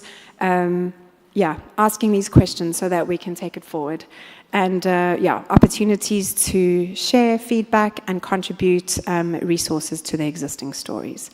So if you come to the deep dive studio, so after this, after mine and 3 more presentations, we'll have a tea break, and then you get to choose where you want to go deeper into each of these. So in ours in Studio 1, we'll be exploring the website. You'll get to test it out and see it. And we want to hear your impressions, feedback, questions, and then share your experiences and ideas. We'll have some critical discussion and look at how you contextualize resources for your environment, and look at what it might take to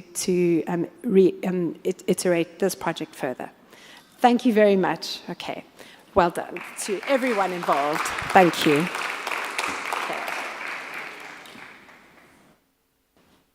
Okay, shall I just introduce Babalwa?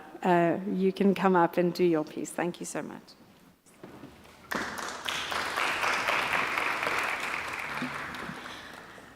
Molweni. Goeiemorgen. Hi, everyone. I think Jenny started us off really well this morning. She she welcomed us with the term Sawubona. And today I also want to start with a word that speaks to Sawubona in my own language. And if you will allow me a moment, indulge me just a little bit, I would like to share a story in the spirit of what Jenny has shared around this word that's on the screen.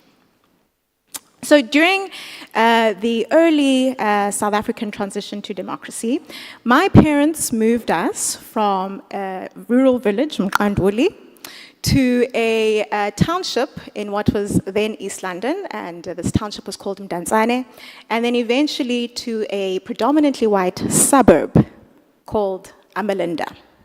And so the word molo was part of our practice, right? It means hello. It was a warm word, a word that gave us meaning, that gave us identity and a sense of belonging. But in my kindergarten in Amalinda, there were folks, black and brown folks, who would pass by the kindergarten, ask for a job, ask for some food, and sometimes ask for a place for their children to stay. And I had heard the teachers use the same term, right, but use it differently. They would say molo when referring to the brown-skinned people that they saw, the molos. And in this way, they would other them, right? But that word felt really casual, right? It felt almost affectionate, descriptive.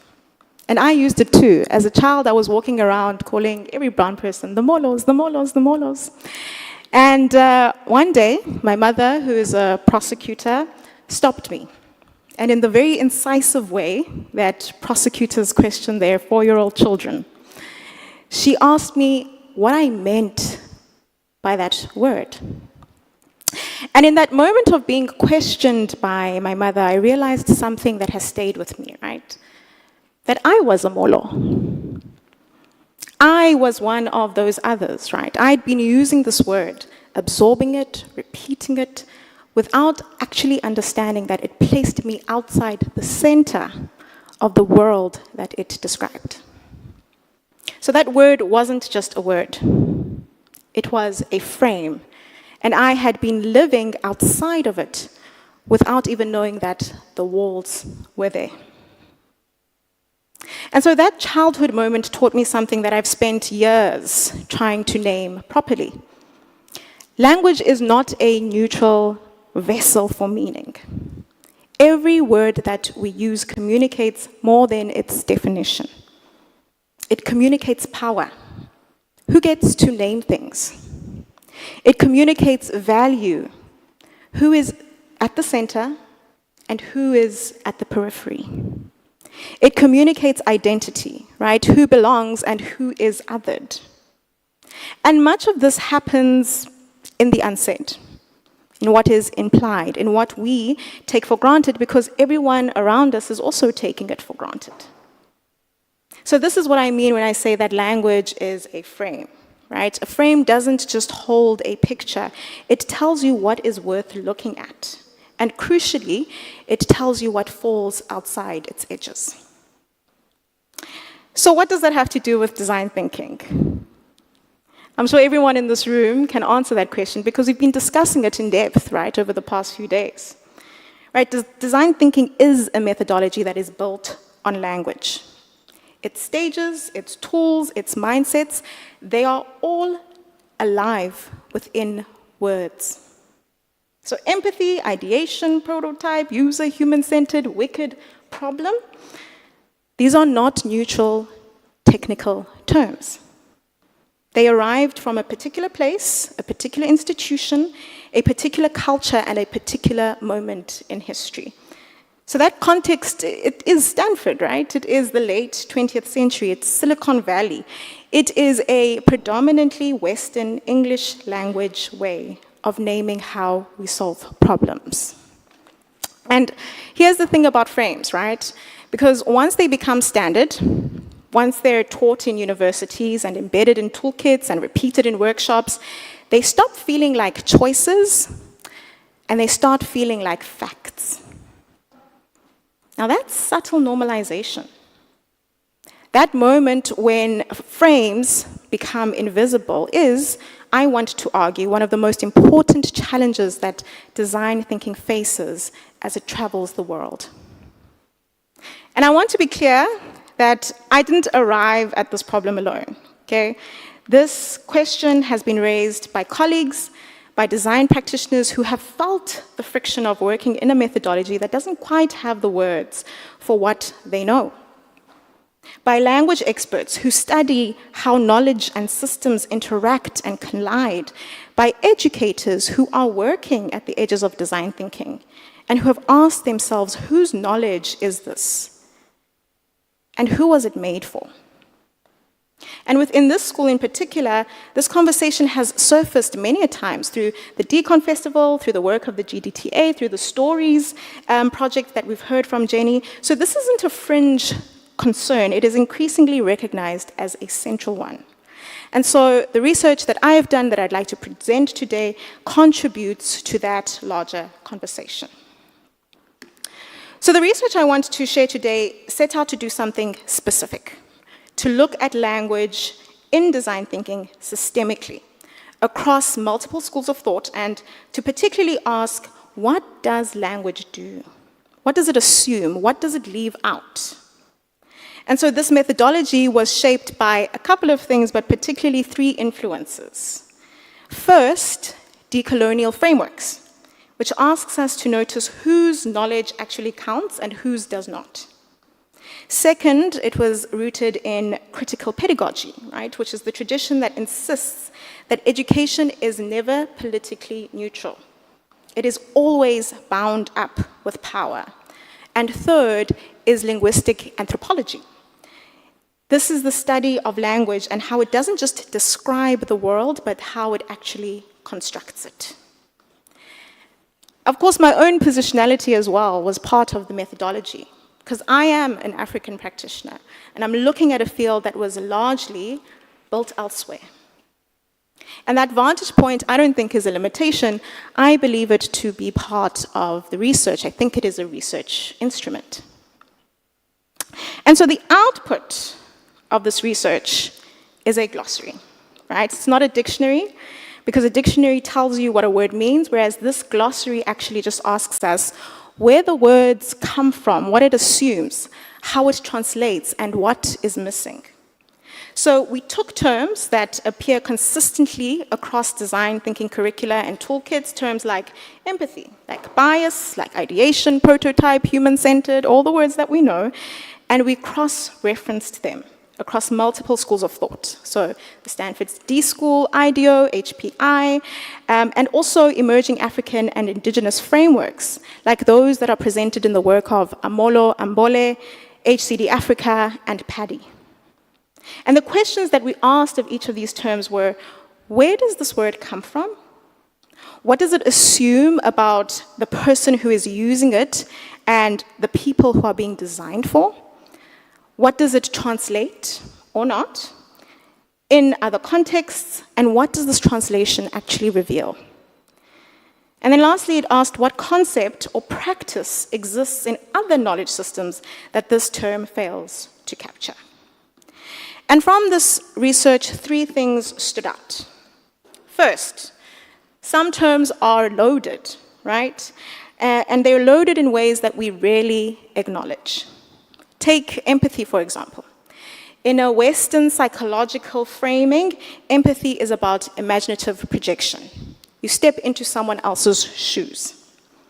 But in many African relational philosophies, this kind of individual imaginative act is not actually how you understand others. You understand others through relationship, through community, through being with, not through imagining being, right? So it's the same word, but in a different world. Second, cross-referencing the glossary across schools of thought revealed that the same word can carry meaningfully different weight, depending on who is teaching it and in what context it is being taught.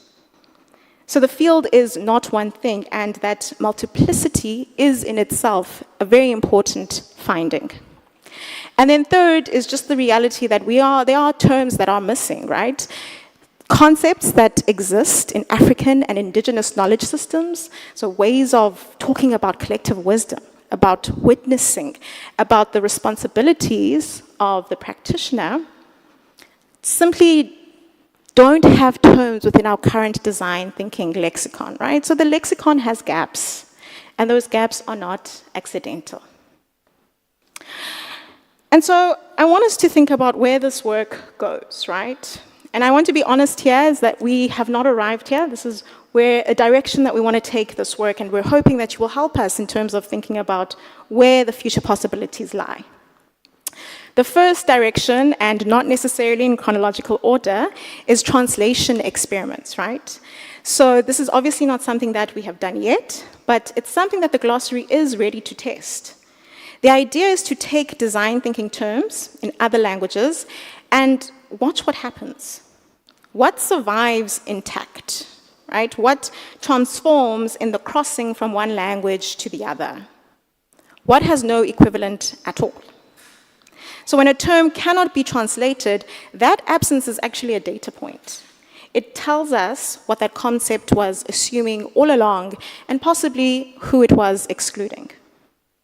The second direction is cultivating new terms from within communities of practice, right? This is not about importing a language from the outside, but growing it from within African cities, from indigenous knowledge keepers, from the practitioners in the global majority who are already adapting design thinking on their own terms and often without the field noticing. And the third is a living glossary, this glossary that we have started with, and that is an ongoing method, not a finished document.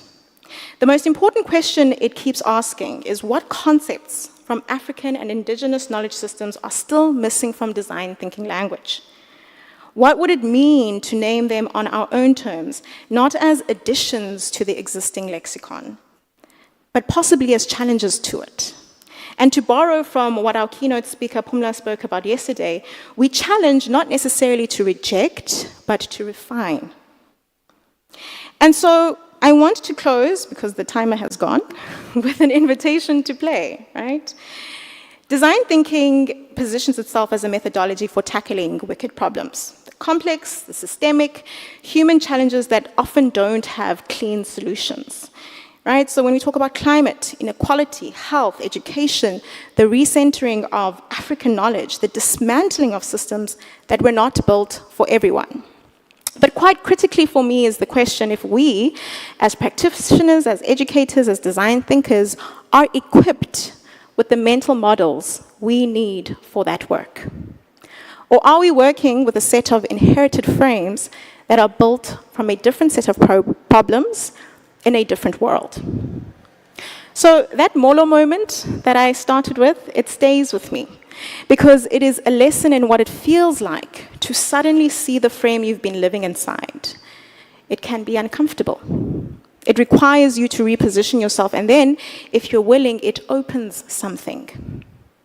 So this research is an invitation to that kind of seeing. This glossary is a starting point, it's not a conclusion. And so I invite you, after the break, during the hour that we will spend together, to play. Play with me, with language, and through play, which is really just an indigenous practice for knowledge generation and experimentation, we will explore these terms that we use in our own creative practices through the dimensions of residence, of comprehension, and of translation. And so I invite you, not as an audience, but as fellow players and collaborators.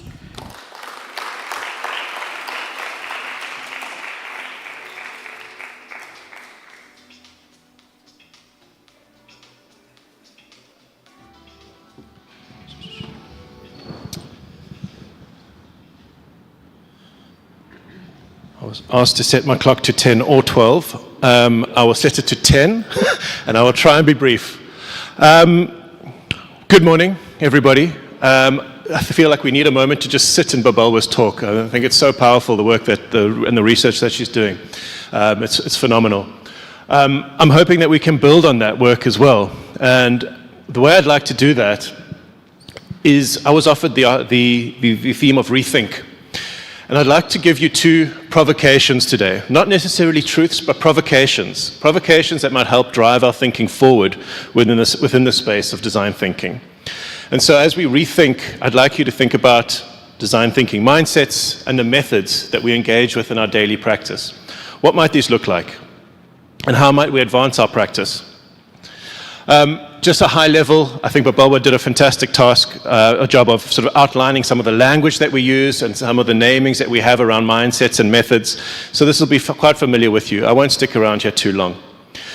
But the first provocation I'd like to give you is contextual. It's really linked with the type of world that students are emerging into. We've spoken about wicked problems. But I think what increasingly we're seeing is this polycrisis, where wicked problems don't exist in isolation, but they bump up against each other, they interact with each other, they compound each other. And so increasingly, I think what we're doing is, as we emerge from our practices or from our education, we're needing to engage with these polycrises. They're global. We can't avoid what's happening in other countries. I think increasingly we're seeing what happens in one place, impacts us. And so we need this awareness. These are multiple challenges, as I say, that interact and potentially worsen each other, creating bigger crises. And I think this is the kind of landscape that we need to be mindful of when thinking about our own practice and how do we emerge into these spaces. We've spoken about wicked problems, but I think what's really interesting is the research that's emerging from Africa around wicked problems is actually more complexity around dual wickedness. This is a term that's emerging in the research around wicked problems in South Africa and within Africa, where wicked problems don't exist in isolation, but they exist often in systems that themselves are wicked. And so we get this compounding of wickedness. We can't design problems or design for solutions in isolation. One example is within South Africa, if we look at education inequality, a wicked problem in its own. But it also exists in a system where 3 out of 4 public school learners depend on food. So we might solve access, and Kasturi spoke about this earlier. What do universities do really well? We can improve access, but we're improving access within a system where people still can't learn because they're hungry. And so we can't just solve one problem, and this requires multidimensionality, it requires transdisciplinary work, it requires thinking beyond just the scope of what we do. So how do we bring different minds, different knowledges into the work that we do? There was a meta-analysis done of academic papers focusing on wicked problems and how they manifest themselves across the continent. And what's really interesting is that ambiguity, that they emerged as kind of one of the core themes within wicked problems in Africa. This idea that multiplicity exists at the same time, different truths exist at the same time. How do we actually then work within a space where truths compete? And I think these are the kind of mindsets and the methods that we need to start developing our students towards, is how do we engage with these complexities that exist? Not just looking at a nice problem frame and saying that's the problem, but realizing that this problem actually has an overlapping other problems as well. And so the first provocation I give you is that design thinking emerged from contexts of abundance and institutional stability. We've spoken about the ideas, the global minorities, the IDOs, and the other spaces. But wicked problems in Africa unfold in contexts of often scarcity, structural inequities, and interlocking crises, often creating this idea of dual wickedness. And so the first question that I'd like us to engage around is, how might we rethink our mindsets and methods so that we might better engage with the complexity of how wicked problems manifest themselves across the continent? All right, around the context. The second provocation I'd like us to engage with are the archives of knowledge. Babalwa spoke fantastically toward this just now. But I was watching a talk on a historical thinker, and one of the things that he said was, what kind of past do we carry around? For what uses in the present, and with what vision for the future? So in historical thinking, design is very forward-looking, but I think increasingly what's entering the conversation is that we need to look backwards. We need to look at what voices haven't been included in our conversations up until this point. Not just build on what we have now, but actually start to look at saying, how do we bring those voices into the conversation? And so this is a provocation that I like to sit with often in my own work, is to think about what kind of past do I carry around, for what uses in the present, and with what vision for the future. And how do I then maybe draw on other knowledges if those aren't sufficient? A very interesting map on science publications. We exist in the academic space, I do partly. And I think what's challenging about this is if you look at the academic papers and where publications are emerging from, this is a knowledge map of the world. Africa, one of the largest continents, that little sliver underneath there, extremely rich in knowledge, but in the academic space, that's not necessarily the information that we're drawing on. So how do we bring in other knowledges that aren't necessarily, or haven't necessarily been acknowledged in the traditional academic sense? I think what's increasingly we have to ask ourselves is who created the archives that we draw from as practitioners? And how might we include maybe more voices or non-traditional voices within that space? Amina Mama, in an article on, is it ethical to study Africa? She stated that most of that which we receive about Africa is produced in the West. And I think that's a key provocation in itself. We often talk about transdisciplinarity within design and design thinking, the bringing together of many different disciplines. But I think what we need to shift is our framing of transdisciplinarity, not just disciplines within a university, but different ways of knowing. There's many different branches of knowledge that exist outside of the university. Experiential knowledge, lived experiences, indigenous knowledges that aren't necessarily sitting nice and neatly within a university. So when we talk about transdisciplinarity, we're not just talking about design and engineering and the sciences and education. We're talking about what other knowledges exist. And I think that's increasingly important is the work and Janice touched on it as well earlier, the idea of a university as a reparative institution. How do we actually start to bring in other knowledges into the space? And how do we do that in a very sort of, in an ethical and in a productive way?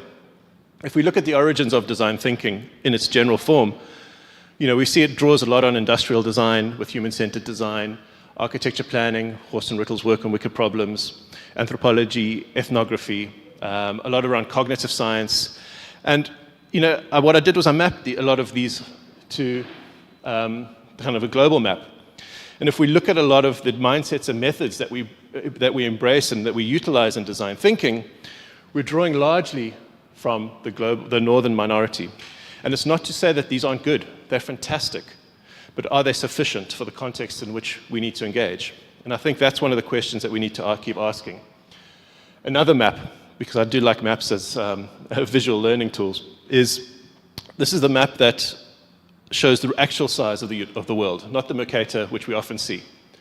And I think when we look at it like this, the size of Africa, the multiple worlds that exist within this space is incredible. And just looking at it visually, we can start to think about how many knowledges, how many different ways of knowing, doing, being actually exist that we might not be engaging with. And so how do we do that? I think one of the ways is to shift our framing from kind of universal design thinking practice, into pluriversal ways. And we saw a little bit about this yesterday in the talk about contextual versions of design thinking. Not all adopting the same, but how do we actually build design thinking from the ground up based on where we are, the context we live in, the cultures we engage with, and the challenges that we face. And so my last slide in this sense is, this slide is not upside down. That's the universal framing of the world is the global north and the global south. I think those are two aspects that we need to flip. And I think I'd like us to, as we go into this next session, question the status quo. When we think about thinking, we need to relax our beliefs, what we take for granted, what we take as a status quo, and really start questioning that. And so as we move into the next session, what I'd love to do with you as well is to have this 1-hour participatory workshop, not talk about just the mindsets and the methods that we currently use, but really engage the different knowledges, the different intelligences, the different experiences that are in this space that we're so lucky to have today, and start to think about this. And we're going to dive into two questions. One, what knowledges and mindsets are needed to engage with dual wickedness?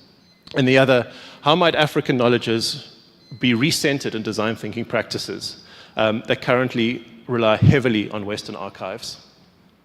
Thank you. I would like to hand over to Precious.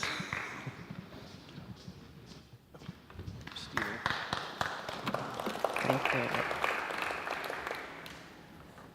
Okay, get my timer right.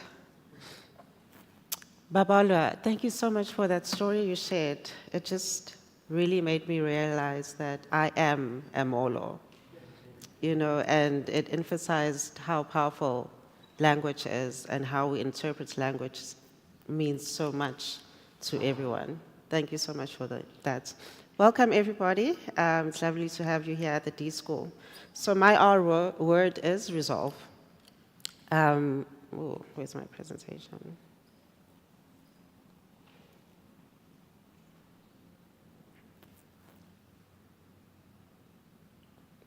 Let's give them a second.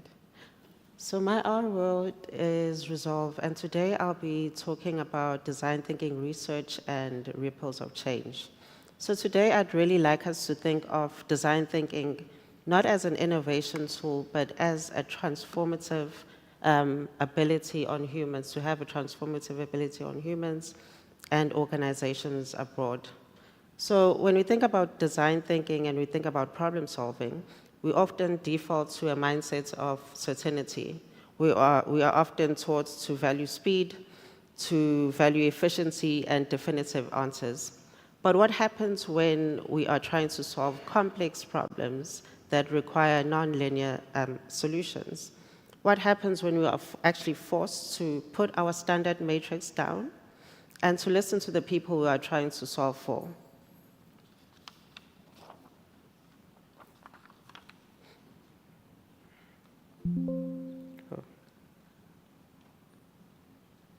So the story I'd like to tell you about today is that of a journey of transformation. This is a study that I did on the Advanced Leadership Certificates in Design Thinking program, which was a qualitative research study. This program is offered to senior executive managers in Sanlam, and the program itself was collaboratively designed by the D School, the Graduate School of Business, and Sanlam. The aim of this program is to actually cultivate creative confidence, strengthen adaptive leadership, and equip employees with human-centered approaches to problem solving. This was supposed to be a simple learning tool, but what we found with the results and the data is that it was quite a transformative experience for the learners involved. So the data source I'm speaking to comes from surveys, interviews, and reflection papers that the participants submitted during the program. It was quite a big group from 2028 to 2024. We've had about 300 participants, and it was quite a rich set of data that we were able to speak to in terms of their transformation. So if we're talking about ripples of change, right, this doesn't happen in a vacuum. Transformation occurs through ripples. And today I want us to talk to these ripples through the self, which will talk to the unraveling of the self, the unbecoming. And then we'll talk to how the self influences the relationships that we begin to form.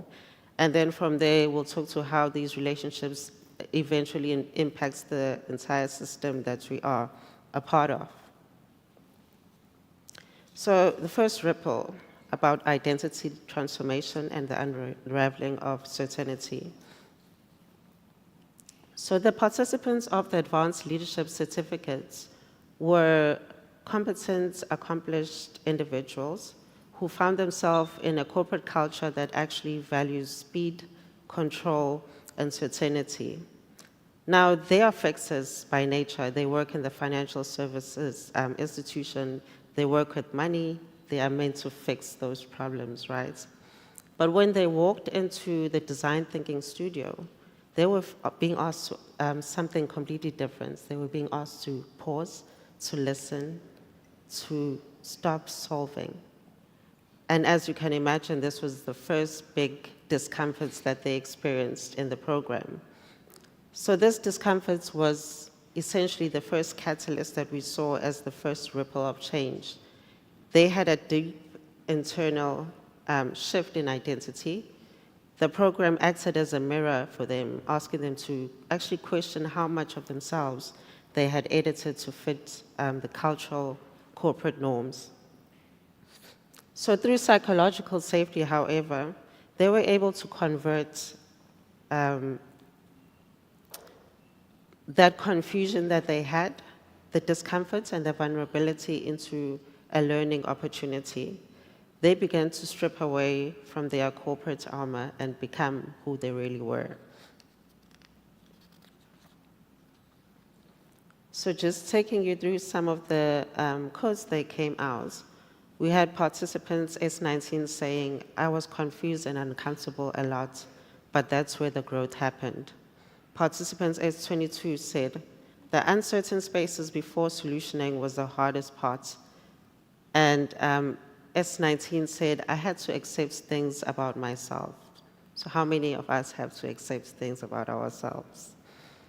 When they were asked to describe the transformation metaphorically, participants used vivid imagery.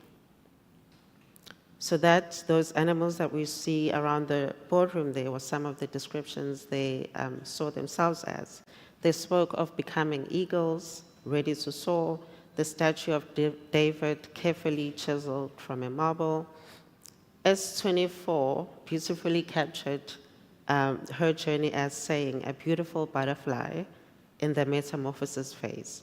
The cocoon had to break from within. You can't force it to open. You have to fight your way out so that your wings become strong enough to fly." So they're just emphasizing the ability was always within to transform. The second ripple, speaking to human-centered leadership in action. So when we change how we see ourselves, that automatically or sometimes will eventually transcend to how we see the relationships we are involved in. And so we saw this happen with the participants changing the team dynamics and the relationships that they influenced within the organization. One of the most pivotal shifts here was the transition from being an answer giver to a sense maker.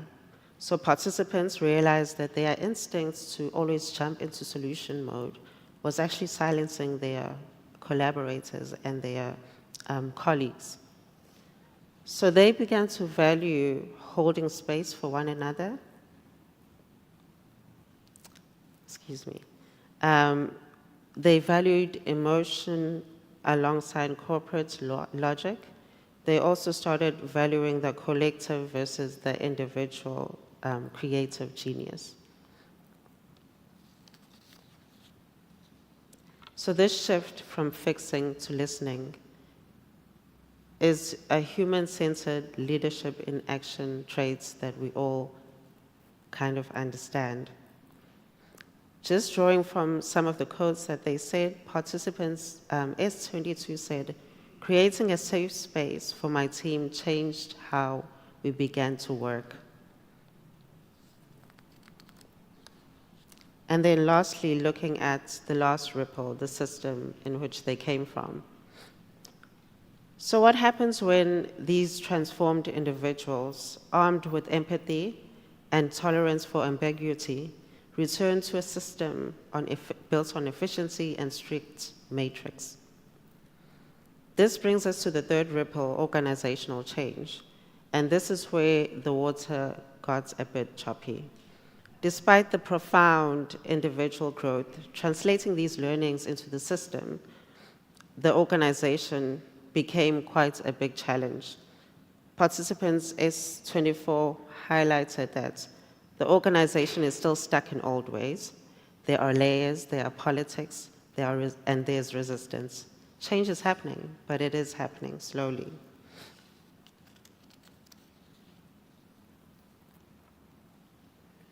So this highlights a well-known tension in organizational learning, that individual transformation might not always automatically equate to organizational transformation. Participants faced structured constraints, performance pressures, and sometimes a lack of senior leadership buy-in in terms of implementing their learnings. As they became known for their listening skills, which they had learned in the design thinking sessions, some even risked becoming informal counselors within the organization. And this highlights the lack of systemic structures to distribute emotional labor. If you want these ripples to create lasting tide, the organization itself must adapt. Without intentional structural alignment in communities of practice, creative confidence risks becoming or remaining localized with brave individuals, rather than becoming embedded as a capability within the organization. To conclude, the Advanced Leadership Certificates program has proven to be quite a vigorous method for transformation. It acted as a catalyst, asking us to return back to our humanity. It breaks down the armor of certainty, replaces fixing with listening, and challenges the broader system to become more adaptive and empathetic.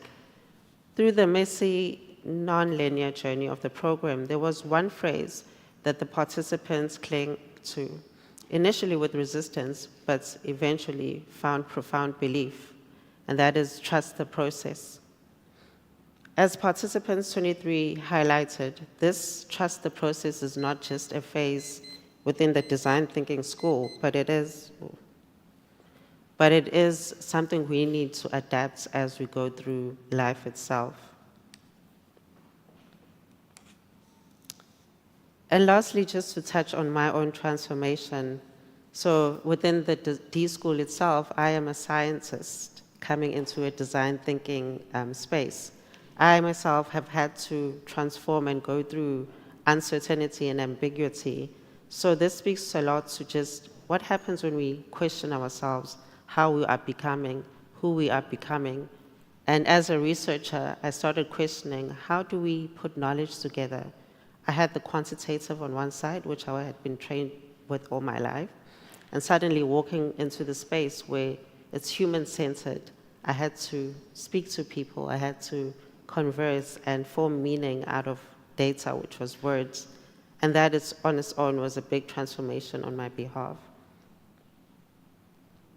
So in Studio 4 today, I want to invite you to come and reflect. Reflect on your own practice. Reflect on your own ability and your transformation in the journey of becoming design thinking practitioners, researchers, whatever you may call yourself. And I hope by the end of that session, we'll be able to kind of figure out what are the ripples of change that are on our control or are in our own control. Thank you.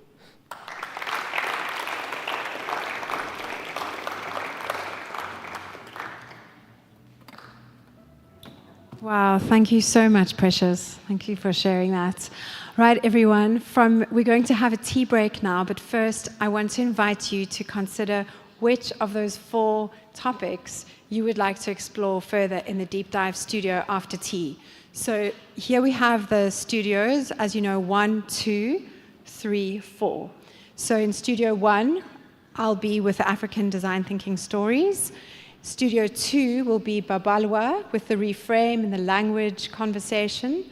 Studio 3 upstairs will be Rail with the rethink and the invitation he posed. And Studio 4 will be Precious, inviting you to reflect on your journey and her invitation. So may I ask you to use the Event Mobi tool at this point to answer a poll, because we'd like to even the numbers out so that we don't have 50 people here and 10 there. We've got some really beautiful exploration, interactive work to do. So we'd like to keep the numbers sort of at roughly. So if you can get your Event Mobi out, there's the poll is going to guide us to what the numbers are looking like. Some people have already selected. So if you can go to your Event Mobi the website, if you've been accessing it, there's a poll that will pop up and you can choose your studio. If we see that, this will hopefully show us that numbers are even. How does that sound? Has everyone got the website? Is this going to work? Is everyone using it? No. Okay, what are we going to do? Shall we do a show of hands? Should we do a show of hands? Is that going to work better? Okay. All right, so put your hands up, and so I have some eyes to help me. The team presenting and hosting, can you help me look? Rail, a few, or ushers, Annie, assist. Hands nice and high so we can see, all right. If you want to go to Studio 1, please raise your arms up. Okay. Okay, I'm seeing about 10 hands, 11, great, 12. Thank you. Okay, Studio 2 with Babalwa.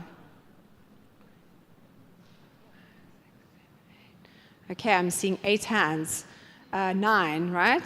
Okay, that's all right. Let's see Studio 3, the Rethink with Rail. Okay, so there's about up to 20 people there. You can do 20 Rail, that's great. And then Resolve with Precious. Let's see hands nice and high. 1, 2, 3, 4, 5, 6, 7. We're good. Okay, so the numbers are pretty even. That's great. We're all equally popular. So we can go, when you come back from tea, you're going to go to your studio quite promptly. Please get to the what is it, 11:30 we start. So we'll get tea downstairs and go. But first, before you go, Annie's going to just talk to you about field visits quickly. Okay. Thank you. Thank you, Jenny. So just quickly speaking to the field visits, your tea time is going to be 11 to 11:30. 11:30 to 12:30 we'll have our deep dives, as Jenny mentioned. Thereafter, you only have 30 minutes. 30 minutes to visit the restroom, for you to get your lunch. There will be a packed lunch for you. We will explain exactly where that will be. Jenny, I'm not sure if you know where the packed lunches are yet. Will they be brought to everybody in this area? So please come to the atrium. And then there'll be people guiding you. There will be people with little, look at them, with their lollipop squares. There we go on the different field visits. Maybe I can just remind you, number 1 is the one that's Sustainability Institute. Number 2 is the Muizenberg trip. Number 3 is the PHA, that's a Philippine Horticulturalist Association. And number 4 is the CDI, the waterfront. And then number 5 is going to be the visit to Langa. All right, so these representatives will take you out to the buses you need to go to. Thank you. Let's give them a hand, don't they look schnazzle? Well done. Before we go to tea, I would like to acknowledge somebody. And the person I'd like to acknowledge is the head of the Learning and Discovery Lab at the D School, and that's Janice. I'm not sure where she's disappeared to. There Janice is. I'd just like to acknowledge Janice for her work. Janice joined UCT in 1994 in the Department of Adult Education. Since then, she's moved to various roles at CHED. She's also been the director of the UCT Global Citizen Program. She has worked at institutional level beyond CHED, where she was the social responsiveness coordinator and had to report to the DVC. And since 2020, Jenny has been, or she's contributed towards UCT's dismantling of institutional racism. That's where her heart lies. And since about 2022, I think it is, we've been lucky to have her in our fold. Janice, we acknowledge the work that you do. It's hugely important, and we wish you all the best for the next 10 years. Let's give her a hand. Janice McMillan. Thank you, everybody. Let's go and enjoy our tea, and then off to our deep dive. See you later.